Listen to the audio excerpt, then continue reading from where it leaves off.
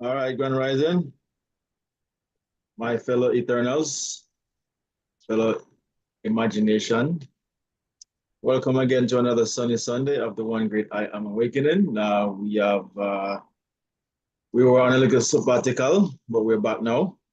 I'm Chris Taylor, one of your hosts, and alongside with me is my brother in mind and in spirit, Gregory Thomas, aka Certi. Certi, say good rising to our fellow Eternals and get this show on the road. Yes, sir. Yes, greetings, sir, Chris, and to everybody else. Good morning. Uh, Internet service is not 200 this morning. I have a little spot that I'm getting a little bit of internet, so hopefully it stays up. I After the hurricane, we're still not fully back in service. So internet is not too good, and I'm a little bit under the weather, so I'm not gonna appear on the camera. I don't think I look good or feel good for the camera this morning, but I'm here. All right, no worries. Completely understand. I'm not sure if anyone of us here live in Florida. Um, Sir Devon and Sandra, I'm not sure if you guys live in Florida or anywhere that was affected by this storm that came by this past Wednesday. Only a few days ago, really. And some people, as Sir T just mentioned, are still affected by it. Friend of mine just got his power back and water, was out of power and water since Wednesday. Just came back yesterday. So myself, I was not here. I was in the land of my birth, Jamaica at the time, observing um, what was going on. And, my house and the neighborhood was, was fine. We didn't suffer any damages of any kind, but was out of power for a few, let me say about a day, I believe. And that was about it. Had water, but no power for about a day. Um, but nonetheless, back up and running. And so is the One Great I Am. As I mentioned, we were on a little sabbatical for just a week. We weren't here last week, Sunday, but we're here this Sunday. The week before, we had spoken about David and Goliath. And, we come here every week to touch on, to mention the stories of the Bible, the story of Scripture, that these are not historical events that has ever happened. For those of you out there that may see this in the future on YouTube or wherever, or who are watching now. The stories we talk about in the Bible are to address that these are not historical events. They are not real, meaning they're not something that you can go back and research and find evidence of. You're going to research until thy kingdom come, as they would say. These are not stories that were told to research their historical facts. However, they were told to research or to inquire, to go within and see their mythical, psychological, spiritual, symbolical, whatever you want to use to describe their mysterious meanings. These are parables, fables, spoken of in a literal sense, but they are not to be taken as literal. They're just using figures of speech. You're using people, places, things, nature, whatever, something that is five sensory to create a storyline, to be the clothing or the layer that you would see on top. Oh, kissing me. Okay, I see. Who wrote that there? Okay, Sandra. Ain't kissing me. Okay. Um, Happy everything is okay with you guys there. And just continue to imagine that all will be well going forward, you know.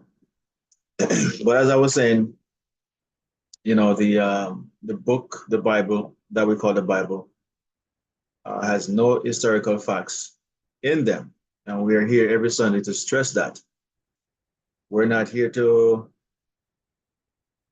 belittle or degrade anyone who are in the churches or in their religion and what have you and stuff like that. We're just here to tell the truth and awake the ones who are, you know, asleep, who are bought into this mysterious story as something factual or something that is actual. And everyone will not adhere to it or to use the word believe it because there are been there's them sell out in their beliefs in whatever they want to adhere to, and nothing can change their minds, and that's fine. Um, we're just here to tell the truth, as Scripture mentions that all will be saved, but only one at a time. You know, we cannot all get into an enclosure at the same time. There's a door that we all walk in one by one, and we all exit that same building one by one. It's the same way. Uh, though we all hear about the event and what have you, we all cannot get into it or out of it all at the same time. You know, these are just the facts of life and the facts about this mysterious book called the Bible, or as we would call it, Scripture. Okay. Um, and so here, the one great I am, we tell people that the stories in the Bible, they are true, but they are not real. I know it sounds confusing, but they're true in terms of their esoteric or inner secret meaning, their psychological meaning. That is true about the stories. However, they are not real because they're not something that you can go and research and find any historical truth or historical facts about them. Okay, these are just the imagination of man who wrote the book in a 5th century way, or a way that you can see, hear, taste, smell, and touch, just to have the story make sense and feel real and feel, you know, uh, present moment. You know, you can really see and imagine yourself there and imagine what it was like. However, it's just a play on the imagination. It is for you to read these stories and see them and say to yourself and question them and say to yourself, how is this even possible that a boat or a ark can hold this many animals, or a man can walk on water, or David can kill a lion, as we spoke about a couple weeks ago, with his bare hands, if that was even what the story was conveying. But nonetheless, killed a bear and a lion that were trying to devour his sheep, and all these little supernatural stories, you know, turning water into wine, Jonah swallowed by a whale for 3 days. And how is it that we, grown people, I can see we can buy into it when we were kids. You know, you tell the kids fables all the time, cow jump over the moon, and, you know, and Nancy stories. You know, we tell them all these things, you know, Santa Claus is real and he delivers your gifts. And, you know, we tell the kids these things and they believe it. But we as grown-ups, we know that what we're telling them is a story. It's a lie. But it has its meaning for the kid. The child is excited, expecting a gift from this unknown, never seen in real life, except on TV, character named Santa. And they buy it. And when they get the gift, they really, really believe that Santa Claus gave them the book or the bicycle or the TV or whatever it is, whether they have a chimney or not. They buy into it because they're supposed to. They're kids. Their minds are young and very pliable and easy to influence. They buy into everything, and they're supposed to be like that. This is how consciousness, in its own self, is designed to work in a younger uh, person who's operating that power versus someone who's older. You're supposed to operate that same power differently. However, for some reason, even when we're grown, we continue to buy these Anansi stories as real life, factual events.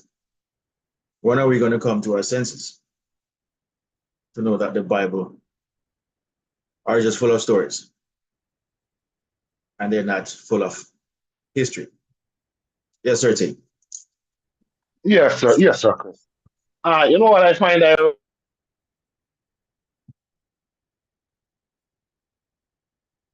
Unmute yourself, sir T. Sorry about that. Yeah, go Yeah, ahead. can you hear me? Can you hear me now? Yeah, man, yeah. All right, good. Yeah, you know what I find ironic about all that you just said, still, in terms of us believing these stories to be, historical and factual things that happen. Even today, right now, if we're out, let's say if on the beach down on the grill, I'm going to use Deal as an example because that's where I see them come out all the time. And you see the magicians come out. The magicians come out to entertain the crowd and to make a money same time. Now, if you did that when your kids, them are your grandkids who are children, and you watch the magician perform, the child is going to believe in what the magician do. And the child is going to go home wondering how the hell did he do that? And the child is going to be believing that it was true. You as the adult, even though you just watch the man perform the action, and you don't know how he do it, but you know it's not real. You know it's an illusion. You know it's not real, even though you saw it with your own two eyes. So how are you gonna sit down now and believe in some miraculous magic that is even way more advanced than the magic where you just watch the man perform in front of you? And yet you're gonna believe that it was real, even though you didn't see it yourself. You're just reading about it, and you're gonna believe that it's real. Yet you just saw a magician do something right in front of your eyes, and just your natural common sense makes you know sense now. You see, once them add a religious connotation to a thing, you see, once a man do a thing or say a thing and say, and God say, all of a sudden, every common sense gone through the window. Because the minute they mention the name God, you are compelled to believe it. That is the freedom that we seek into our people. You don't have to believe nothing. I don't care who say. You don't have to believe nothing. Anything that has not been grounded in proof, in evidence, you don't have to believe. Even if you see it with your own two eyes. Like you see the magician perform the thing with your two eyes, you see it. But at the same time, you know it could never be real. I mean, let's stand on a nigga and see a magician do something circus. I don't know what him do, I don't know what him do, but I know yeah. I know say way my present to us could never be real. I just saw you stand like again, just said you hear them say them pull out their hat, pull out the rabbit out of the hat. Good. You might can pull out a rabbit out of the hat because you did put the rabbit in there. So you can pull it out. What we want to see him do one time is pull out a hat out of the rabbit. Oh, that would be a trick. Correct. Yeah, we should propose that one. Pull a hat out of the rabbit instead. But yeah, man. So we're just saying these things, guys, to get you to actually think. And we too here are not saying that we were not of those same so-called beliefs or accepting these biblical stories as facts. There was a time when we bought into it as factual. And, you know, when we look back and we question, how could we have done that? It's because the mind, is a tool that accepts everything you tell it. And the best time to start is when you're young. It's not so easy to tell this to grown-ups who have never heard of it, and they will accept it. But when you're young, it's very easy. And you grow with that training, as we would say, that brought up say. You grow with it. And you sell out to it, and it just becomes who you are. But eventually, we all will wake up and from it. And all we're here doing is just to instruct and to educate the masses out there who are still lost or still buying to these stories. Now, today we're going to discuss very well-known biblical story of two characters, Samson and Delilah. We all of us here know that story very well. We've seen the movies, we've seen plays, all these things depicted of these things, but just going back, looking, when we were in church, reading these stories, and we really believed and bought into, we sell out, we accept.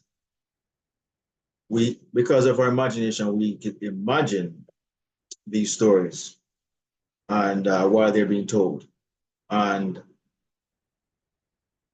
we can see it playing out in our imagination, but we never question, because we were taught never to question God, because a man write the Bible through the inspiration of God, right? That's what we were told. So can't question it. In other words, even though it was written in a book with ink, these are the words of God that were written down by man. And God, is omnipotent, omniscient, omnipresent, all powerful, knows everything, that can do no wrong. And we have to buy it because God says it, or some people would say because the Bible says so. And not realizing that the Bible didn't say the history of, this is a history book. It says this is the Bible. It didn't say it's a history book. We're the ones that turn it into a history book, But because we were told not to question these stories, we don't really sit down and question them. But if you become very analytical, and read the story and pretend you're seeing it or hearing it for the first time, you will say to yourself, this is absolutely garbage. It's nonsense. It makes absolutely no sense. Now, the story of Samson states that Samson was born to some woman who they say was barren, couldn't have any baby. Anyway, she was born. A similar story is told by Jesus, by a woman who wasn't barren, but she was a virgin. And she gave birth to a baby named Jesus. All right. Samson's mother was barren, eventually gave birth, and he was to be raised up as a Nazarene. Wasn't Jesus a Nazarene? He was also a Nazarene, So you see the similarities here between the two stories, So Samson was supposed to be a Nazarene. Nazarene, when I looked it up, or Nazarite, or whatever, means to be separate or separated from the others, to not be the same as everyone else, not see the same things as everyone else are seeing it, to be indifferent to everyone else's opinion or beliefs thereof. Being separated means that you would always be, um, somewhat on a higher level of consciousness, awareness. You are more attached to your I amness. You are basically living an awakened life from the onset. Was never asleep, never fell into the world, so to speak. That was the what do you call it now? That was the job or the destination given to Jesus. Was always from the get-go, from the onset, this Nazarene who went about doing so-called the work of the Father, God's work, healing the sick, raising the dead, turning water into wine, walking on water, all these things from the beginning. And here's a man named Samson who has like a similar background, similar upbringing, from the onset, born as an Israelite, and was given this, what do you call it now, this absolute strength that no one else has ever had, just him, killing lions and stuff like that. But there one interesting story they mentioned about Samson. Certainly like to talk about this, where he used a donkey's jawbone to kill 1,000 Philistine, not 905 or 200 and, 8 or, some random number. 1,000, exact 1,000 Philistine soldiers with a donkey jawbone. Not a sword or some machine gun of some kind that, even if you have a gun, you couldn't kill 1,000 people. You can imagine, you can imagine that circus. Anything was building the man there, In a, anything was building. Yeah. The man kill 1,000 human beings. The man kill 1,000 human beings, and the only farmer away from the man have is a donkey jawbone. How big can a donkey jawbone be? And as you rightfully say, even if you have a gun, you're gonna run out of bullet before you kill 1,000 people. Yeah. And when you run out of bullet, the rest of the people, and when there's gonna be enough to come together and overshow you. How, how you do that? A donkey jawbone. Right? 1,000 of them, man. You could have bad like Jackie Chan. You can't kill 1,000. You can't kill 1,000 one by yourself, so brother. For certainty, to play devil's advocate, as believers would say, yeah, but he was ordained by God as a Nazarene. You know, he's a miracle child. He was a different um, Israelite from all other Israelites. Very strong, very powerful, very mighty. You know, so he can do it. He could have used his bare hands and kill 1,000 people, 10,000 people if he wanted to. That's what believers would say. What do you say about that? Is there anything? Again, what I would say about that, I know I'm going to tell a man say I couldn't accept that thing. But guess what I'll show you now? The only way I could accept that, I would have to be there as a full force eyewitness and see it myself. You can't sell me that and tell me say because a man have the power of God in can do that. Because I have never seen a man do that. And nobody who me know has never seen a man do that. So for you to come tell I say a man did do that because me have the power, no. Show me a video. Show me a video, I man. I must believe video neither, but it could go halfway and convince him. You can't just tell me that it's a story we pass down the line, generation to generation. Say a man did do that. I would have to see Chris. If him did kill 1,000 with a donkey jawbone, I would have to see a man in my time can kill 100 with a donkey jawbone. Even 100. You can't beat off 10 grown man if all you have is a donkey jawbone. If them 10 grown man they decide you could have badly come away, you can't beat 10 man, 10 grown man.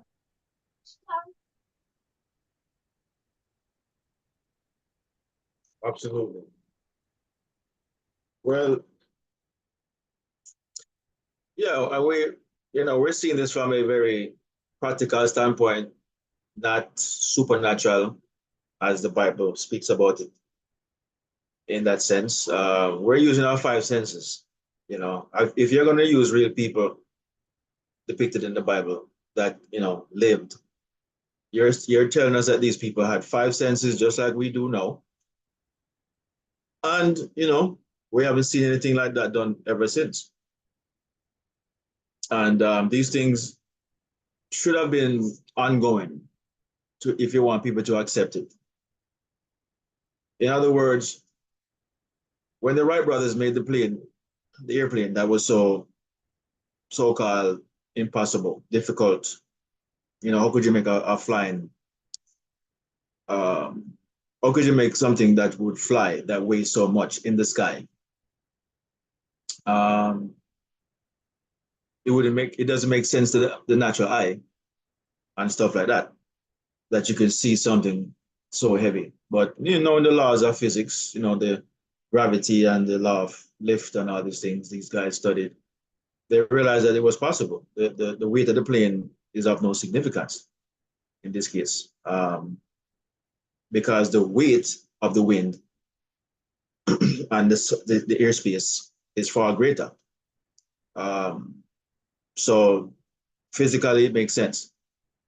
But to the natural eye and the uneducated on this topic, it seemed impossible. Anyways, when it was done and then see for themselves, they were viewing it with their own natural eyes, and them could have heard with their own ears, and they walked in the plane with their own feet. They could touch it, they could smell it, they eat the food that's on the plate. Everything is five sensory. They understand. And till this day, it is still being done. Last time I checked, them still I make plane. It wasn't that one time something that was impossible that was done. It is still being done. But these biblical stories, man, I kill 1,000 people with donkey jawbone and ripping the lion's mouth, into shreds. Nobody's doing that today. No one has done it today. Why are we not seeing these things? So what they would tell you is that if you really want to be in God's favor or seen as a believer, just believe that the story actually happened. You're not going to get into heaven by signs or by seeing someone do something. That's not how you get into heaven. Heaven is a place that you can only get into by believing something that you have never seen,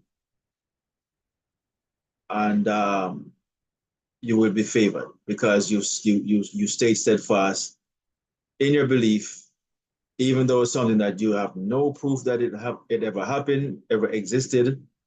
But because you're a faithful servant. These stories that we're telling you in the Bible that you cannot confirm, but the fact that you hold on to them faithfully, you're going to be rewarded in heaven. And that's what Christians will tell you. Even though they are going out there trying to find evidence. Now you see the contradiction here? If I'm a believer, I tell you that this is what the scripture says. That, if you have no proof of what we're telling you, but you still believe, why am I going out there to try to find proof? Why am I going out to try to find proof? I should leave it be, whether you should believe it or not. And I should be perfectly fine with it. I shouldn't have to go out there trying to find proof, because it will destroy the purpose of you going into heaven in the first place. You cannot get into heaven by signs or proof that something happened. You can only get into heaven if you believe without proof. So all this stuff what Christians are doing is contradictory. to what they believe in the first place, that these things actually happen, and yet they're trying to find proof that it did. Yes, sir, T. Yeah, bro. So in our natural goings and comings each day, are we required to accept anything else without evidence? Anything else in our whole existence? Are we No, required to accept every? I mean, the highest government, the highest government in our whole socialization, social system where we have, is not the president or the king, is the Supreme Court judge, the judge of the highest authority in Ireland. Because the man who is president, they can carry him in front of the judge to be dealt with according to the law if him in any way infringe upon the law. So the judge has the highest power. But where does the judge get in power from? From evidence. The judge cannot cast no form of sentence on you if he doesn't have evidence to support what has been put forward about you. The judge needs evidence. So evidence is what rules our world because it is the judges that rule the world. See Donald Trump in front of the judge with 33 charges. My president. And a judge has an authority to make a decision that could affect the rest of life. But what does the judge need?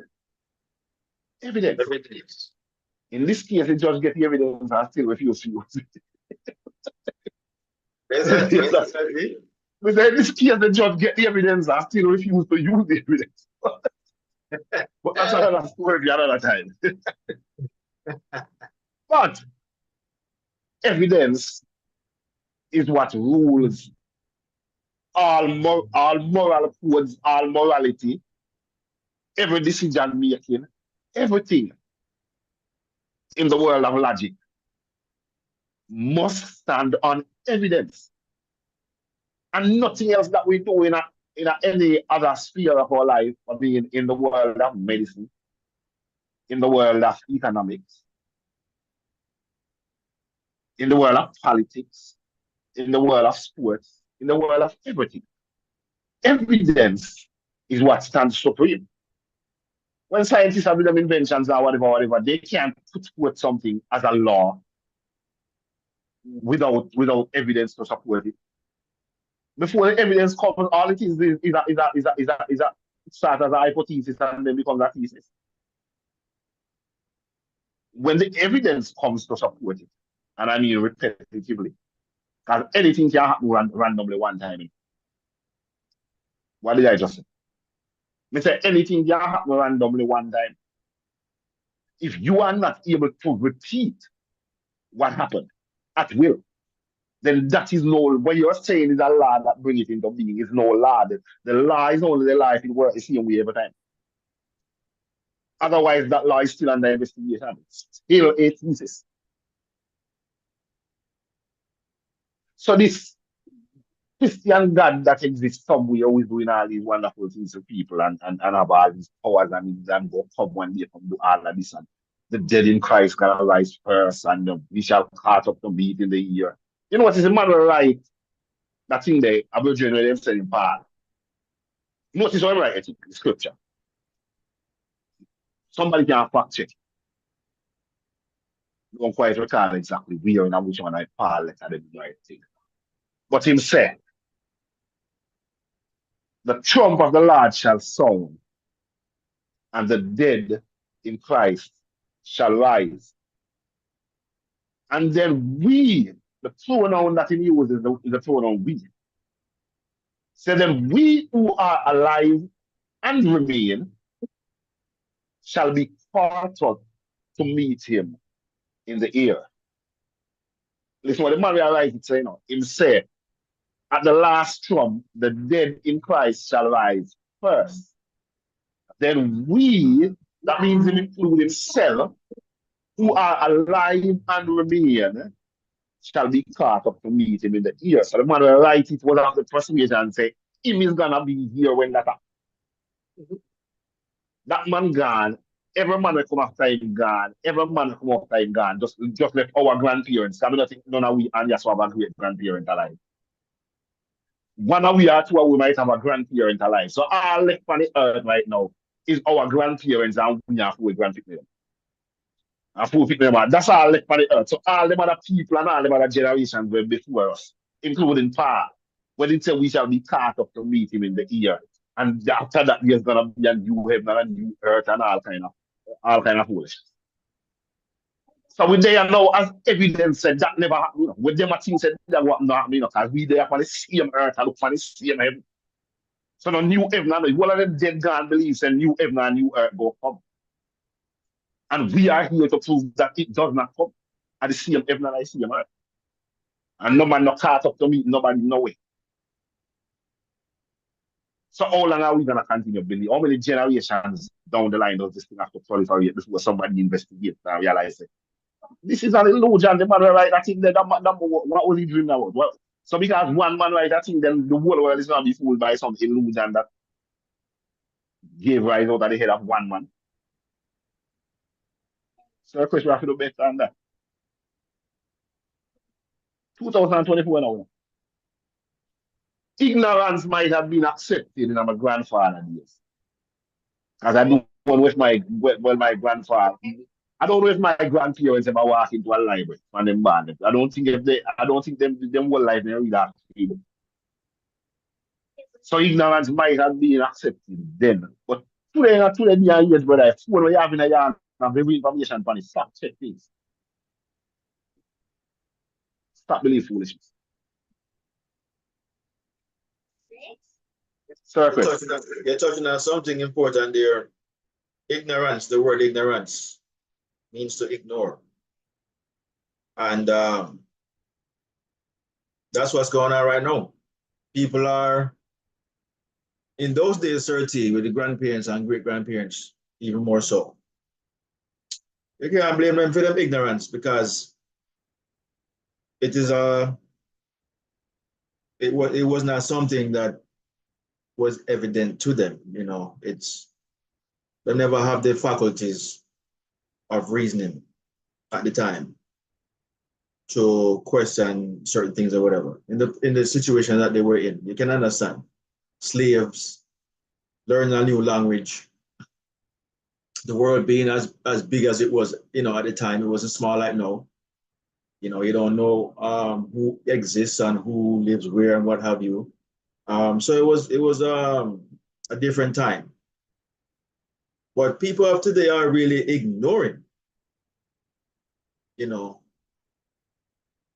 the truth, or ignoring that this thing does not make any sense when you use your five senses to analyze this thing.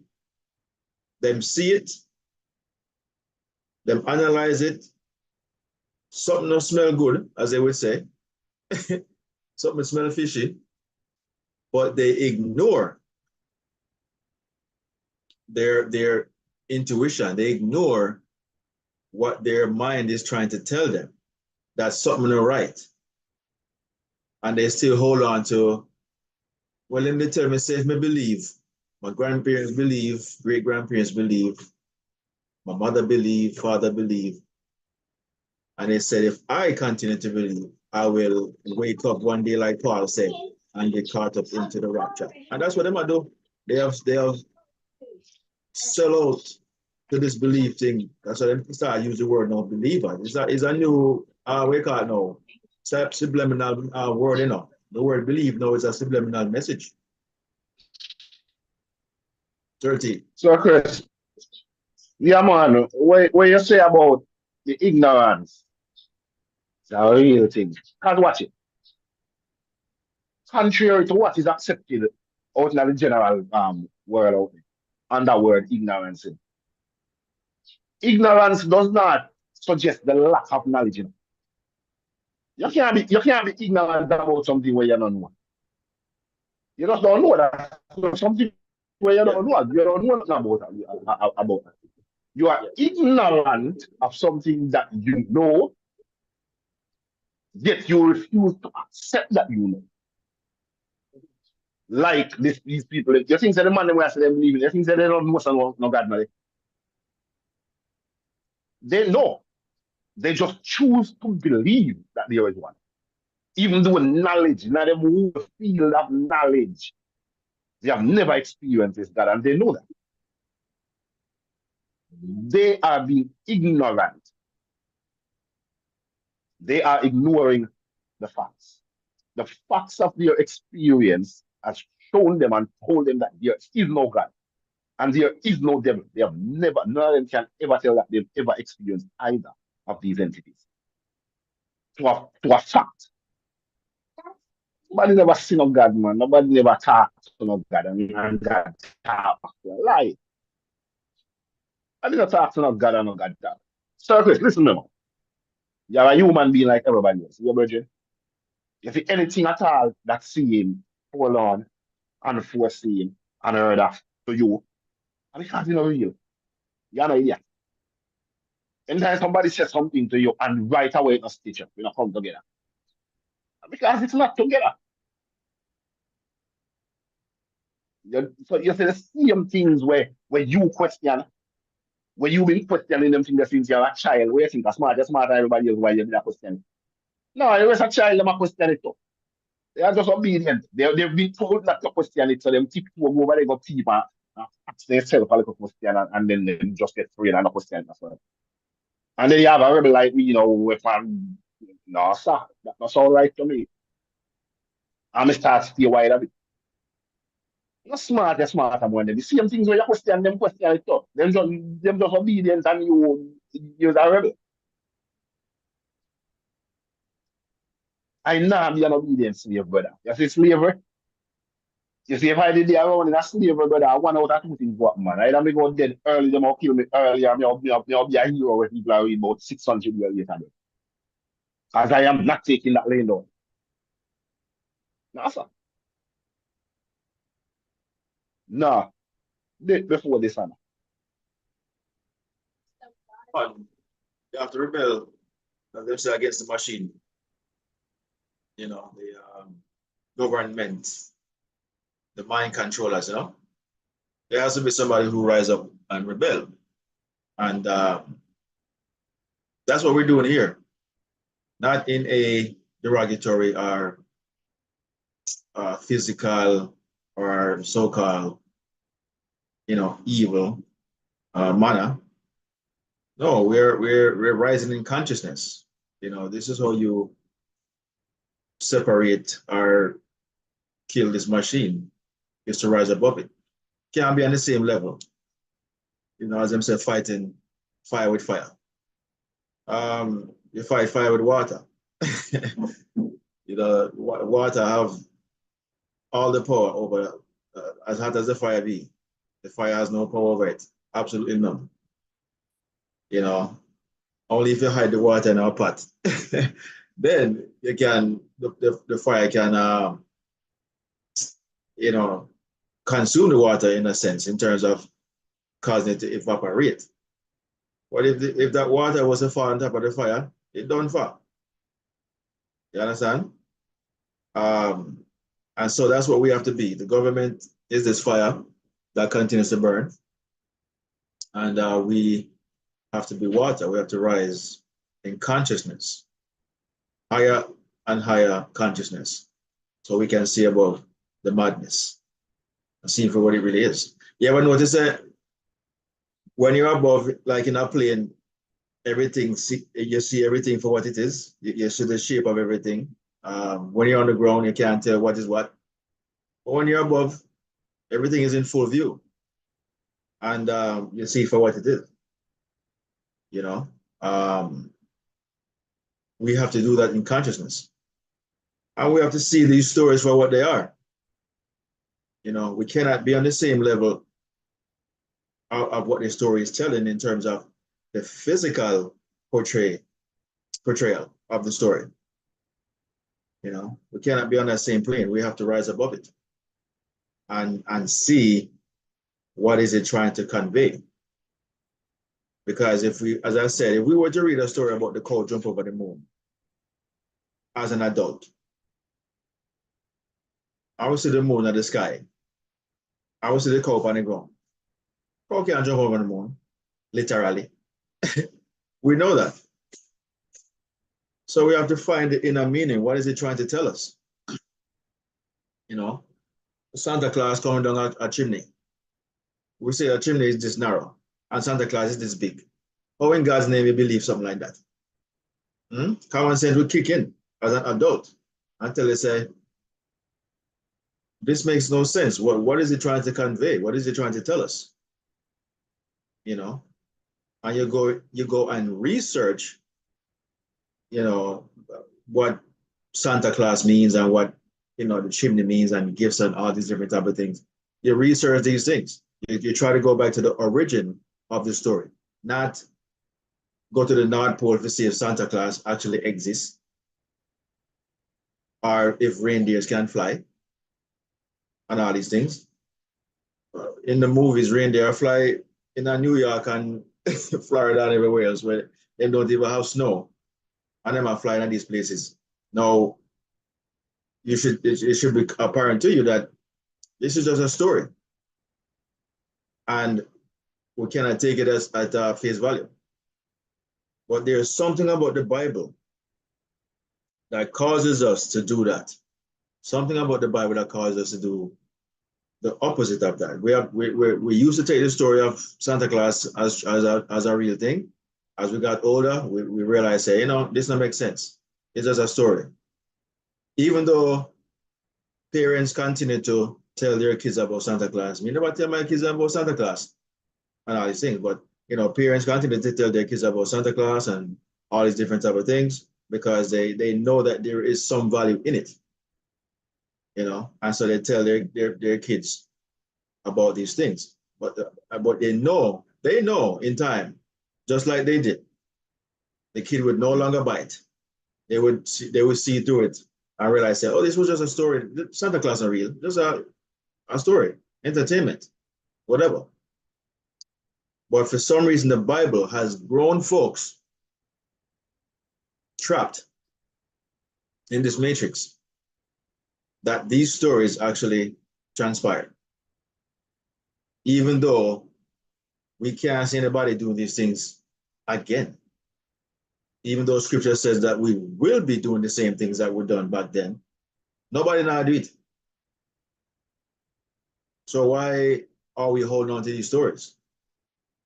People cherry picking and then pick this chapter, this verse, this book that says it this way, that says that way, and now you have all these different religions now. Seventh-day Adventists, probably they're said to be the newest or one of the newest religion on the planet, or youngest, to use that term, on the planet, not newest but youngest.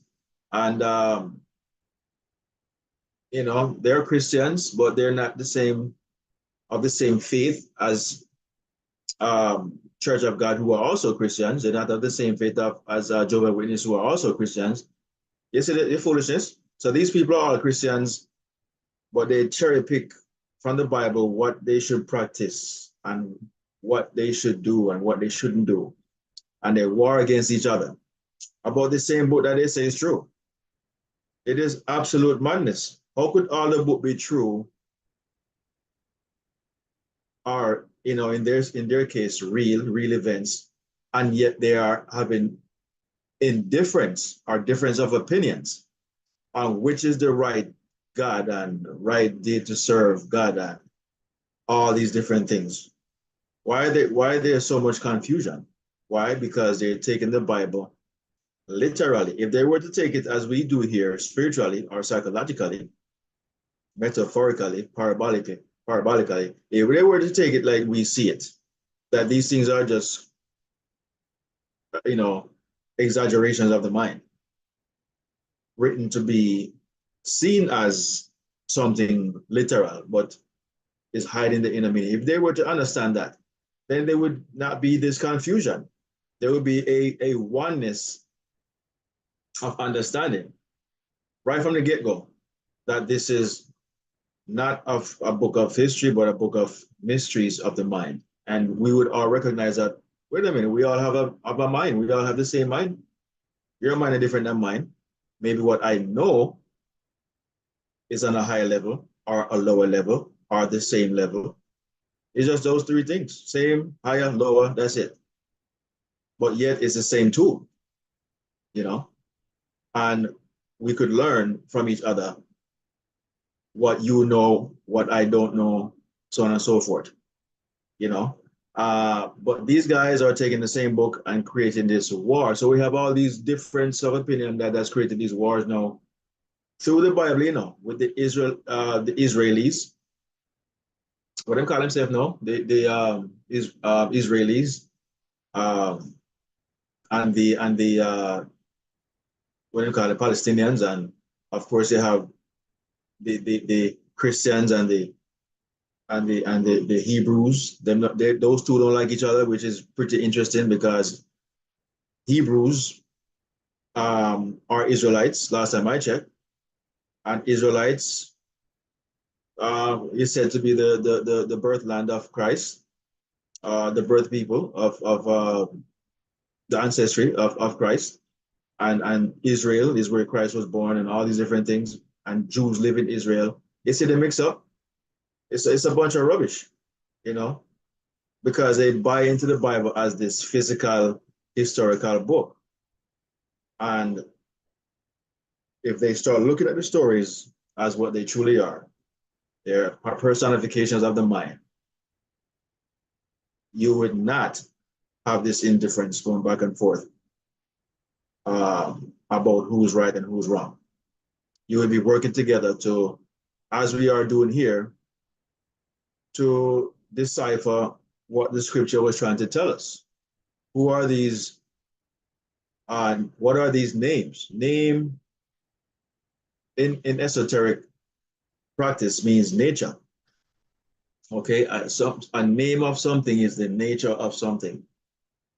Okay, that's it. In everything you make, it's the nature of something. Whatever name it has, it's the nature. In this case, Samson was known as a judge. Um, the book where they spoke about Samson is ironically in the book of Judges. So what are they trying to tell us? Samson is known as a judge.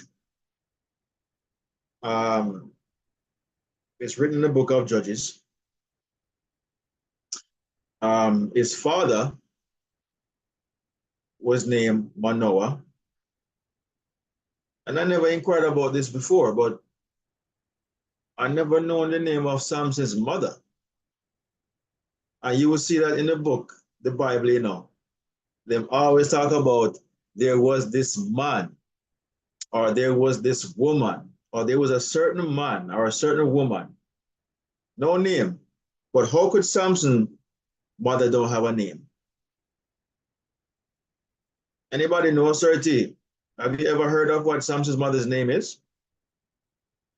All we know her as is Manoah's wife, or the wife of Manoah. Yeah, Just in then I see him, and I said thing they tell about think out before you even get to man Noah's wife. So what was the name of Noah's wife? oh yes. What was the name of Noah's wife? Are them three sons' Aaron wife? Tree son's wife. What the name? Yeah, I mean, again, that's what shows you that it's a story. If it was a real thing, the people would be named by their names. If it was a real historical thing. Yes. Yeah, that's why you know say it is a story that is intentionally narrated to tell you something. It's not like, a certain man went down from Jerusalem to Jericho, and there he fell among thieves who robbed him, beat him, and left him half dead. As he lay there, a Levite came and passed him by, and who was the man? A certain man. Who was the man? This is a big story coming out of the day now. You're telling people a story about something we happened. You ever see them put a story yet say a man was robbed and beaten badly along Spring Road at 2:45 yesterday evening. According to the police, the man just keep the If they are withholding the information, it must be for a reason. If they're not withhold the people in full identity and name, there must be a reason behind it. Why you can't say who? A certain man had two sons. The youngest him want him inheritance and go. You know what he's all now they not tell who the son is. I don't know the father name. Because it's a story the material. It's not I don't know no. any of the son's name either. So it's the same thing with Samson mother, you know. It's not, yeah, it's not necessary for them name the name because it's a story. If it was a real thing that happened in reality, they didn't come forward because the story is attached to that person. So the story would be known as the Martin Luther that story. Or the Malcolm X story is a real something that would a real man. So your name go upon it. If your name is not on it, then it never happened. What are we talking about? Can you be telling a legend about without including the legend? Yes. So we couldn't How talk can you about tell one like that. How could you Sorry, tell the story by saying a certain guy that went to Lumen High School in Philadelphia was drafted and put in the NBA and he was taken by the Lakers and you had this certain young man and you tell all the story all the way to the end without ever telling us that you're talking about a young man named Kobe Bryant. What are you doing?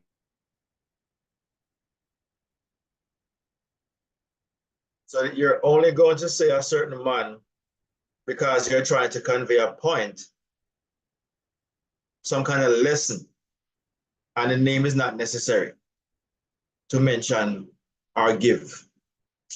But somehow, in this case, we have taken this to be this certain woman to be an historical lady.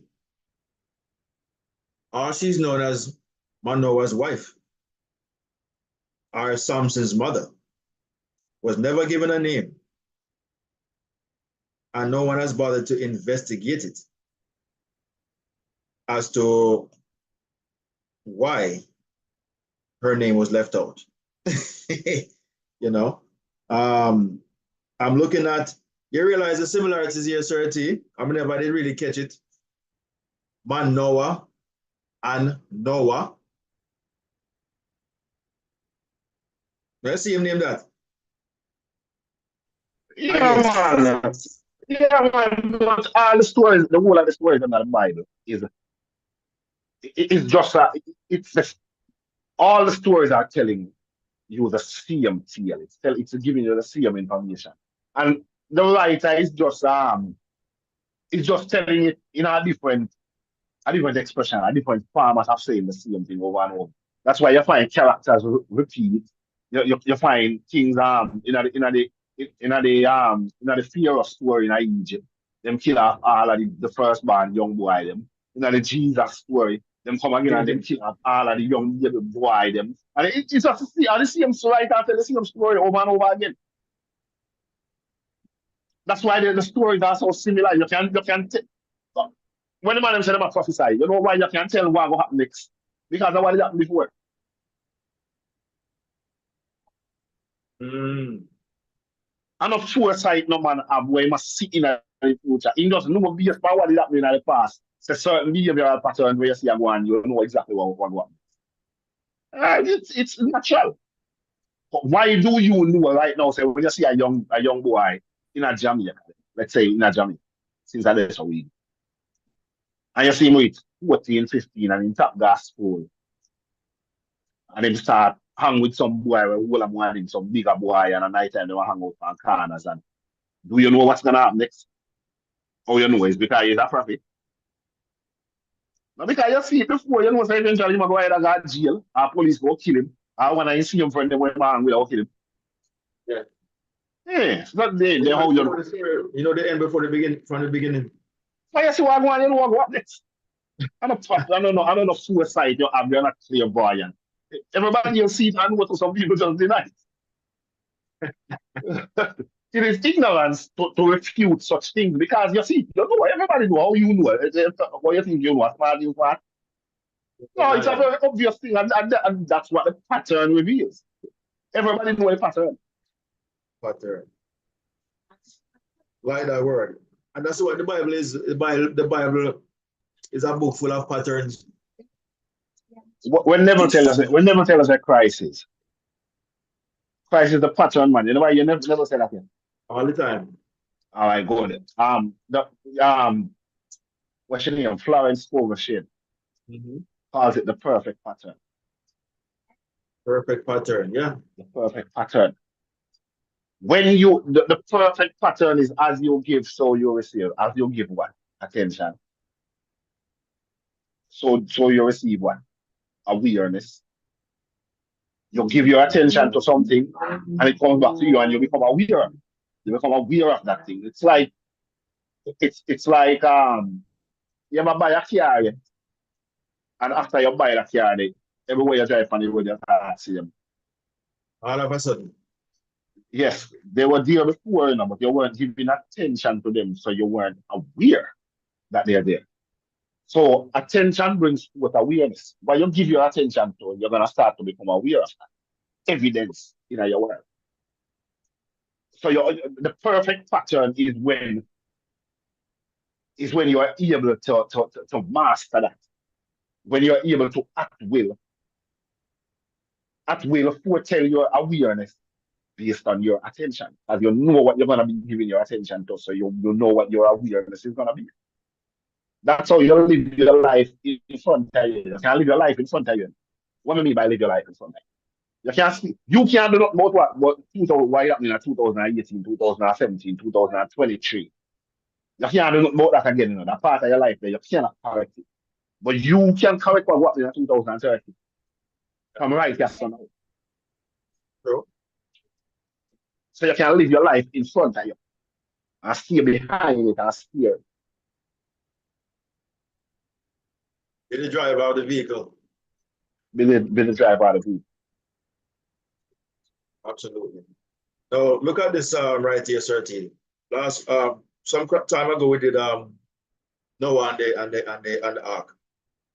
And we concluded that Noah, the knower, Noah's name means rest. Says it right here. Okay, Noah's name means rest or repose. That is Noah. Let's look at what Manoah means. Manoah also means right there. There it is. The Hebrew name Manoah means rest. Okay? Same as the word or the name Noah. It means rest. So, and he's the son of Samson. And so Chris, when I tell you a long time, say the same story, man, I tell over and over, brother. The same story, you know what is it? Two man name mean the same thing. I see a man never talk about. One Same man, character. It's same character. Shakespeare. It's Shakespeare writing. Everything where I see Shakespeare writing is a follow up on the thing where we write previously. And that's what the ideas speak from. Why you think when you listen to an artist? Why you think when you listen to an artist? If you've been listening to the singer or the rock or the DJ for long enough, you can tell what his next line is gonna be. Yeah. You know in Yeah, pattern. you know in pattern. It's a pattern. Same story being told over and over again. Yeah, and them just writes it in a way where it seems diverse, interesting. It seems to be different. Like them said, 1 million ways to skin a cat. But the objective is to skin the cat. But we have many different ways to do it.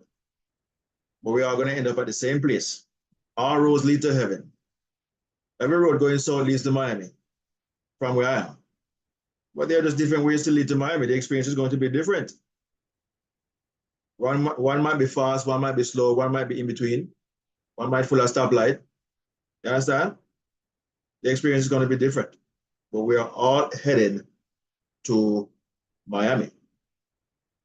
And so in the Bible here, they diversify the one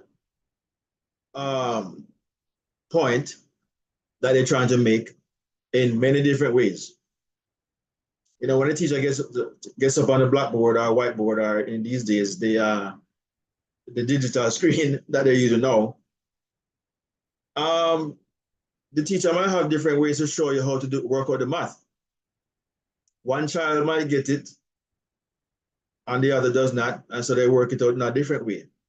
And if you can't get it in the 3 or 4 different ways that they show you, you know, you just have to continue to repeat it over and over until it starts to make sense. But and to which one of them you really grasp and stuff like that, or you know, discover another way how to get to the same arrive at the same answer, the same point, but using something, you know, that the person can understand, that the person can use, how that makes sense to the person. So in this sense, the story about rest, Noah, as you saw, the ark rested on top of Mount, what the mountain name again? Ararat, or something like so. It rested on that mountain. Yeah, correct. Mount Ararat. Yeah. Now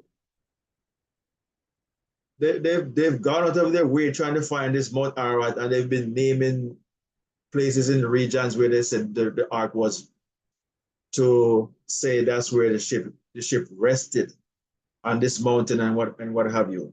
Now, why have they not found this boat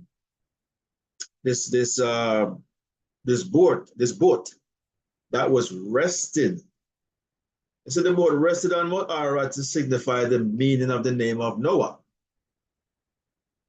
When you read the Bible, you know, it's if you follow the storyline, it is telling you of the name it mentioned. Whatever it mentioned first, whatever comes afterwards is the meaning.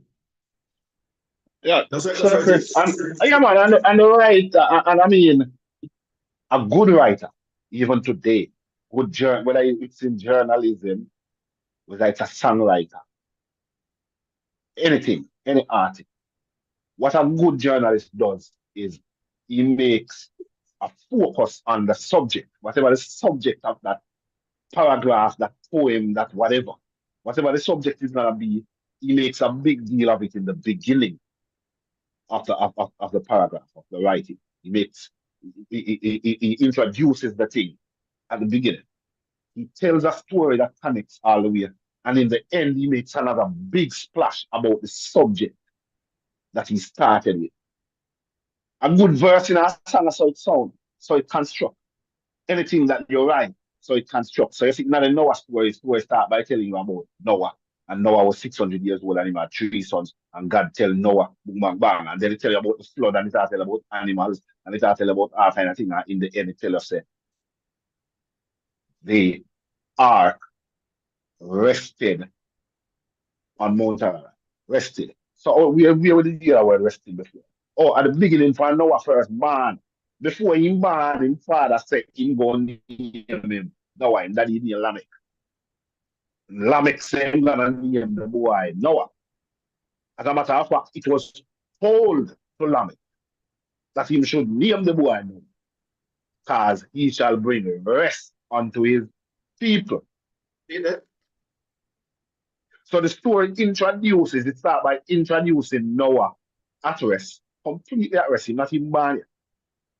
And then Noah, as the ark, come and rested on Mount Ararat, and that was the end of it, the flood story. That's how stories are written. You dig anything where you write, if you write good, that's how it have to write. Yeah.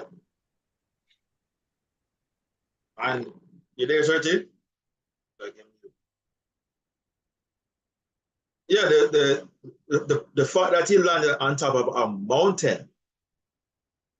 When you look up and follow the biblical narrative, when I was talking about mountain, Moses went up into the mountain. You understand? To write or to talk to God. You can only talk to God up in a mountain. Moses never talked to God on the flat, you know. It's always up into the hills somewhere. You see what I mean? When Yeah, Isaac man. took his son, Yeah, um, man. Jesus was a mountain man to him. He was a walk the talk. Jesus is go up into the mountain. Abraham, when he took Yeah, man. Isaac to kill Mountain man. Isaac, Yeah, man. The closer you reach to God, the closer up you go, you feel like you're like a near. You're like a clear eye. right? Ah.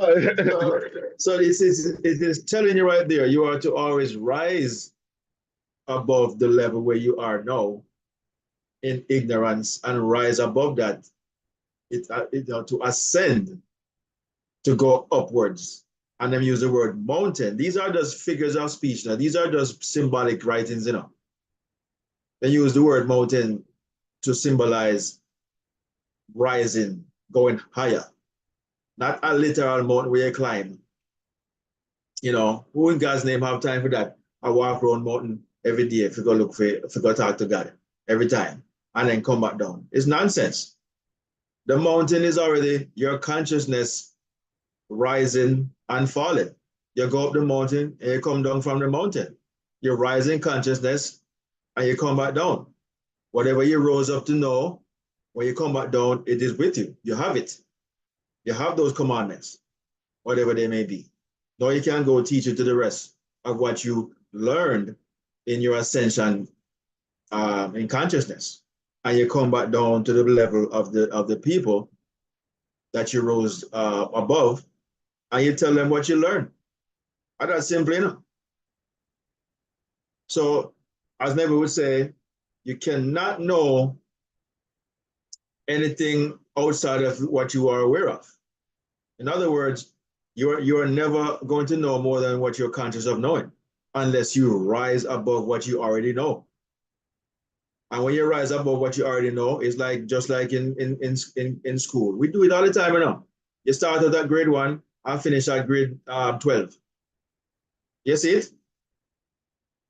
They have everything is duplicated from the Bible, 1 to 12 grades. But you're going through different levels. It's basic school, you know, then you go to your first grade to elementary, then primary, then you're going to you know, high school and what have you. You know, you're always rising above the levels. And where you are in fourth grade is way above what somebody knows in first. And you can come back from the fourth grade and teach somebody in the first grade what you know. You are at the mountain top, so to speak, as a fourth grader versus a first grader. And them can't know what you know. It's impossible for them to know outside of the content of their own consciousness.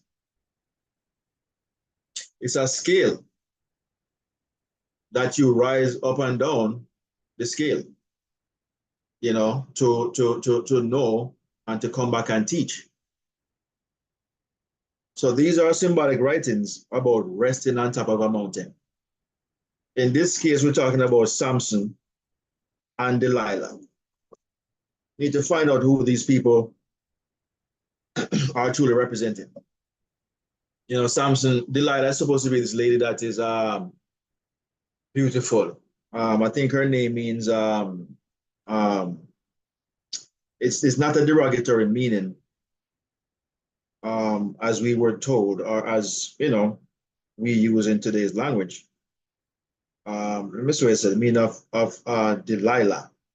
Okay, Delilah spelled in Hebrew Dalet. That's the fourth letter of the Hebrew alphabet. Dalet, Lamed, Yod, Lamed, Hey. 5 letters of the Hebrew alphabet spells the word Delilah. The word means delicate, or the one who weakened. Okay? The one who weakened. It is a feminine name. All right? And there's so many different levels or layers where you can, I would say, interpret this particular story. But the one layer that you cannot use or interpret it as is an historical fact. You can't say this thing happened. You're going to misconstrue what they were trying to teach you. You know, so Samson is said to mean son or son child. Okay, that's the meaning of the word or the name Samson. So son, S-U-N, you know. So he's talking about the sun in the sky, apparently. And also that sun in the sky is also the sun in you, your awareness, that power that you have that is within you. Okay? That gives life. It's the light of the world. That's what I'm saying. The sun is. Without the sun, everything dies, and with the sun, everything lives. You know, it brings back all the things that lay dormant over the summer as it rises in the not the winter, but the spring. It gives life to everything that lay dead during the summer months. And when it goes down, meaning a significant appearance as it's going away or dying, everything that was living starts to die. You guys see that, right? In the world that we live, in this universe that we live, everything operates the same way with your consciousness. As the sun goes down, everything starts to die. The winter months shows up. It doesn't mean that the winter wasn't always there, you know, that space is not always cold, you know. It's always cold, like ice, always. But based on the position of the earth, of spinning away from the sun, as you're spinning away from the sun, this earth I'm talking about, you're exposing yourself more to the colder side of the space, and therefore that side now that is withdrawing itself away from the sun, although perceivably it looks like the sun is going down, it's really the opposite that's really happening. It is the earth that is spinning away. What is that signifying? That's signifying you as an individual. Your consciousness is always present, always high. It's never low. It's always there. It's not one place. But you climb up and down this consciousness. You become aware of something, you become unaware of something, you know, or you knew something and then you stop practicing it, and then it becomes harder for you to move on or to elevate or whatever the case may be. Out of sight, out of mind, and stuff like that. So you're this individual who's operating this power, and sometimes we are operating on a lower plane of this power, of this consciousness, you know, and the earth signifies that. When the sun goes down, perceivably, everything dies. When the sun comes up, everything lives over and over. Every year it happens for 12 months. Nothing changes. The same 4 cycles come every year. And nothing will change other than what the cycle presents during that time. If it's summer, the time hot. We have these hurricanes now coming because of the summertime. Every year it happens. When the winter comes, we can't have the hurricane again. We have a different storm, the snowstorms, all these different things. You understand? So it is telling you of the levels of your awareness within it, the nature of your awareness, how it is used, how you can use it, and what happens when you're using it this way or that way, and so on and so forth. So Delilah is supposed to be this aspect of your awareness that is weakened or can weaken when you entertain that aspect of your consciousness, when you fall to that level. Samson was said to be a Nazarene. Nazarene means to be separated, to be, in a sense, favored, chosen, always at a high level from inception, and you're to be aware that out there in the world, these people worship the Philistines. These are worship a Dogon God, are they don't worship the God that you worship. All these different things. The story is trying to depict that these people are of a different mentality, different belief. They're not believing in the same thing you believe in. Separate yourself from these people. You understand? Son or son child. If you look at the son itself is a different well, I say now, construct or different energy than all the other energies around it. It holds everything in place. Wherever it goes, everything follows. It is the master. It is the head of this solar system, or this system that we're in. You understand? And it gives life, and when it withdraws itself, it takes the life that it gave. Consciousness is that life, that force, that power. That if you use your consciousness to create something, it's the same consciousness that you're going to use to dissolve it by becoming aware of something else or taking your attention away from it. Much like when the sun takes its fall or its attention away from the earth at its highest peak, everything starts to die. Don't you guys see that is how your consciousness works?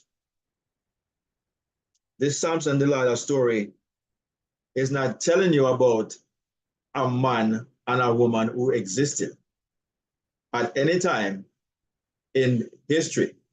And all you have to do to disclaim that is look at the very beginning, where we mentioned that Samson's mother's name was not even mentioned. She was a certain woman, Manoah's wife, not given a name, who was barren. Manoah means to rest. Now, the wife in this sense they're talking about here is the subconscious mind that is perceivably but always barren. Meaning, until you initiate or desire something in your own consciousness, in your own mind, until you use the conscious mind to desire something, your subconscious mind will always appear to be barren. Meaning, it doesn't bear fruit, it doesn't bear a child, can't do nothing until you consciously impregnate your subconscious mind. You have to consciously do it, whether you are aware that you're doing it or not. If you impregnate your subconscious mind, it will give birth. All women mentioned in the Bible who were once barren, and all of a sudden, like Sarah, who was barren and gave birth to Isaac, she was 100 years old, too old to have kids.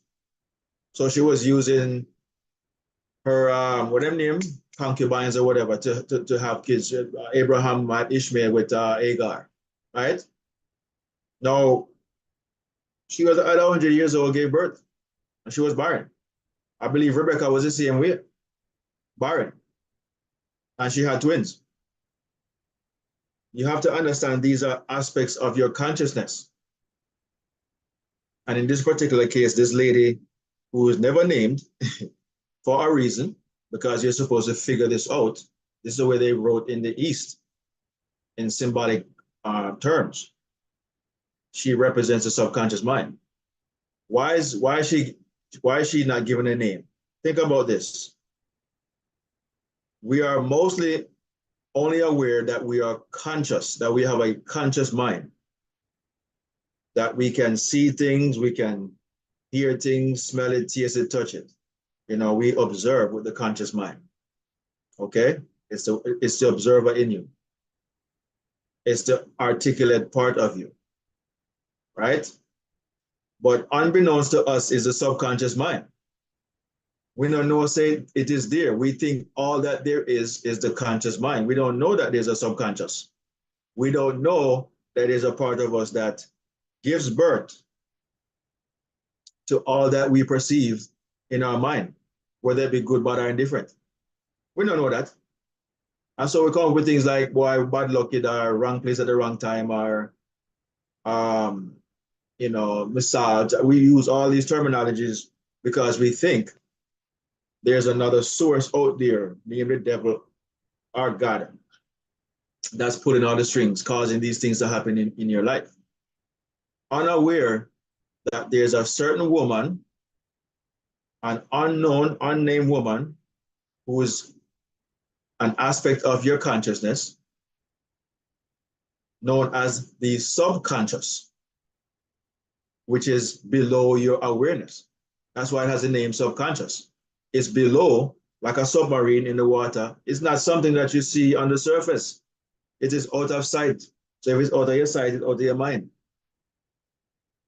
And yet still, this consciousness, the subconscious, is what controls your life, is what gives birth to everything in your life. Right? So Samson came from this woman who was unknown and was already elected as a Nazarene. Nazarene means to be different, separated, consecrated, not the same as.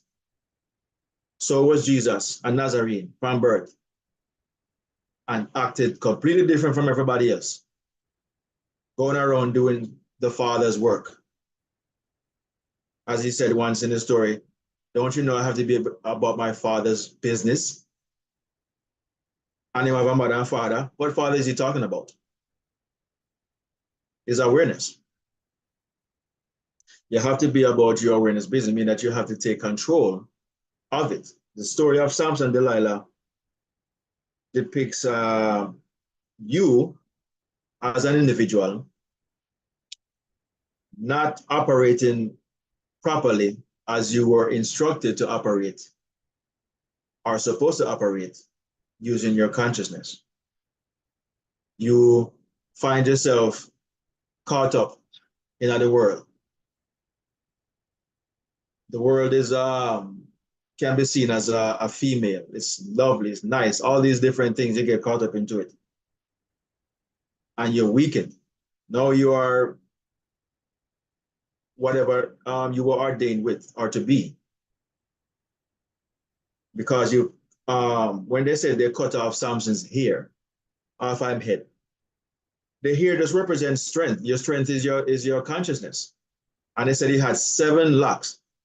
Why 7? Nobody never questioned them things that I didn't even notice until me start to study the Bible and consciousness. 7 locks Samson have. Who in the world you know have 7 locks in their head? Why 7? Why 7? 7 is it just means Well, so Chris, I mean, people have all kind of number of locks. Me know a man with 1 lock. My brother, Ricky one strand, him and him son them have 1 strand of locks. yeah.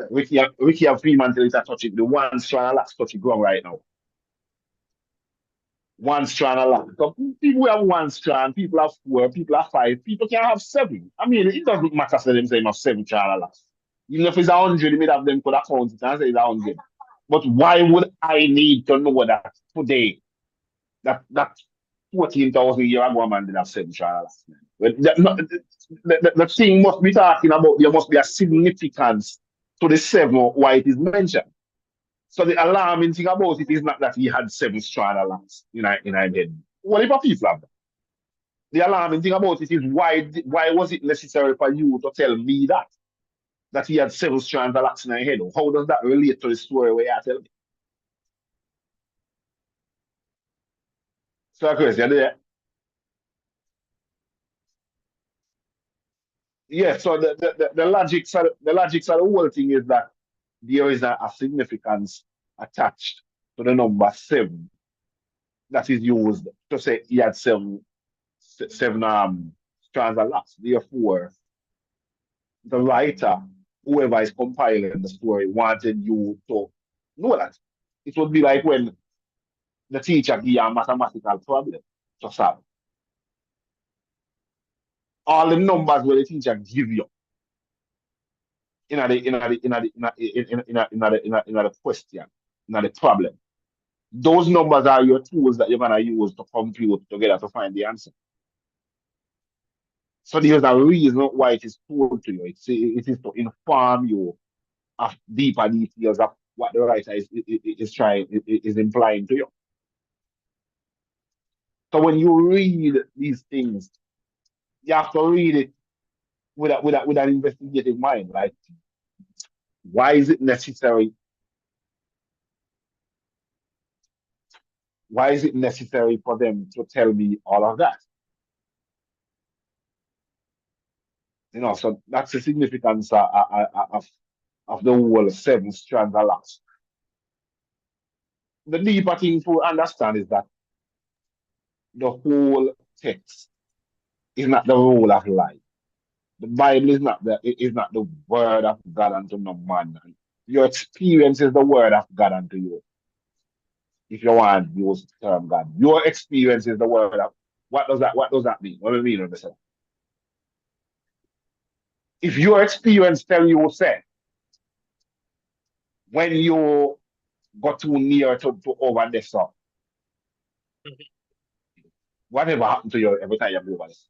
Every time you go over another bush, there's some kind of bush where touch your skin and scratch you, or whatever. That experience is the word of God unto you, so you don't have to go over this. So, no matter if a man come with a book later on, will tell you, say, thou shalt go over there 3 times a day, so the of God will say you have to go over there. No, you experience it, so when you go over there, you're good fear. That's the word of God unto you, what you have experienced. Reality is the word of God unto you. Reality. What we are dealing with, Sir Chris, is realism. If you should put a name to it, because people have asked us, so what do you believe? Or we don't believe not. We don't believe not. What are you? I'm not attached to anything, but if you want to call me anything, I'm a realist. Realism. And that we are dealing with. Because we are real people. Sir Chris. Absolutely, certain. I like that terminology there.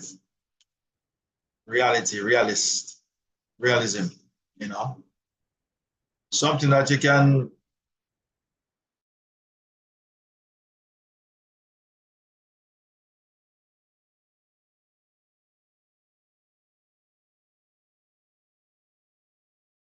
that should be your guide. Learning from your 5 senses, learning from actual practical experiences. So are you guys hearing me? It's saying my internet is unstable. But yeah, man, we don't want people to take the Bible as they have taken it as the only instruction of God or of this omnipotent being. Okay? You already have that within you. It is already existent within you. What you're to do is to learn from your experience, your own experiences. How to navigate in this world.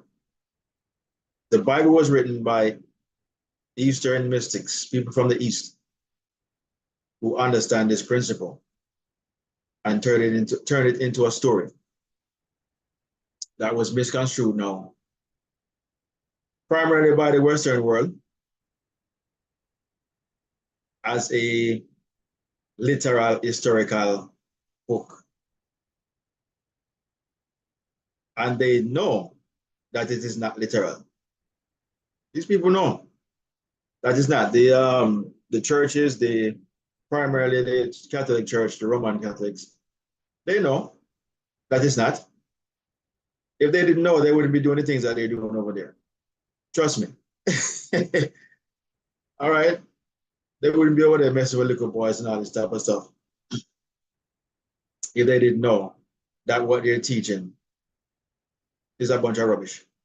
Yeah, man. So, Chris, man, them those are not God, not them, man. Then what? When you You check, know, I think if the man, them, well, when you check out a guy like TD Snakes. Now, TD Snakes did a pan video. Them have evidence like the TDG was at the party. Now, I never seen a video, but I heard TDG saying he never tell the man saying perfect. So when them say he didn't deny that he was at the party, his argument was that he never tell the man saying perfect. He has issues like everyone. That's what the man said. All right, cool. Everybody have issues. Good. But what I say is this. If snakes they know say there's a God there somewhere, God will tell people about. God will wait to split up the whole of them if they've not paid their tithes and do this and that. But him tell the people about. If he knew that that God existed somewhere and that God can split him up when him over there and do whatever they do over there, wouldn't go over the surface. You nah go over there if you know for your fact said that God is there, seeing all things at all times. Nah go over there much more if you go over there more than once. Much more people over there more than see a picture. I'm not in picture, it's not like a video. Real thing. When they must take a picture and did it lay down his head on the man's shoulder. Like, see what's virgin. Circus me, I am virgin, like virgin, I'm a brother. But if we take a picture, why would you see the need for people to lay down your head on my shoulder? For what? Brother, not even if something tragic just happening in your family and me did it as a virgin and support you. You don't need to lay down your head on my shoulder. For what?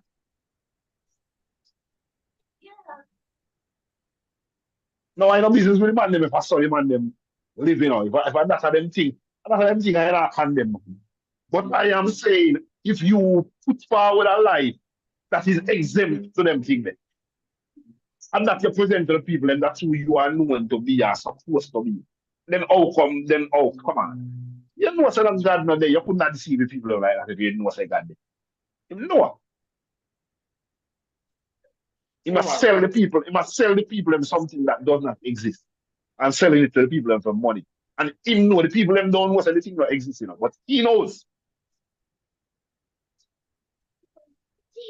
Them think they are witchcraft, brother. Them think that the ones who question it and see so something not right, them ignore it.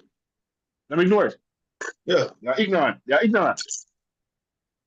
Yeah. That's what ignorance is. They're being ignorant, ignoring the truth, ignoring what your own five senses tell you, your own consciousness tells you. I ignore it. I'm probably because they're afraid to say people are gonna say, boy, you're the devil or you're wicked or you're not the same. Change. You're different. People like to be liked, and accepted and stuff like that. So sometimes it causes people to be afraid to express their own beliefs or opinions in this case. So, but you're right, sir. T. If TD Jakes really believe that, say, "Oh, I gotta go strike him," or I'm gonna go ahead. Go ahead. If he indulged in all these things, he would not be doing it. If the Roselle hell exists, where you have a burn up in a lake of fire forever and ever, not burn up, but burn forever and ever.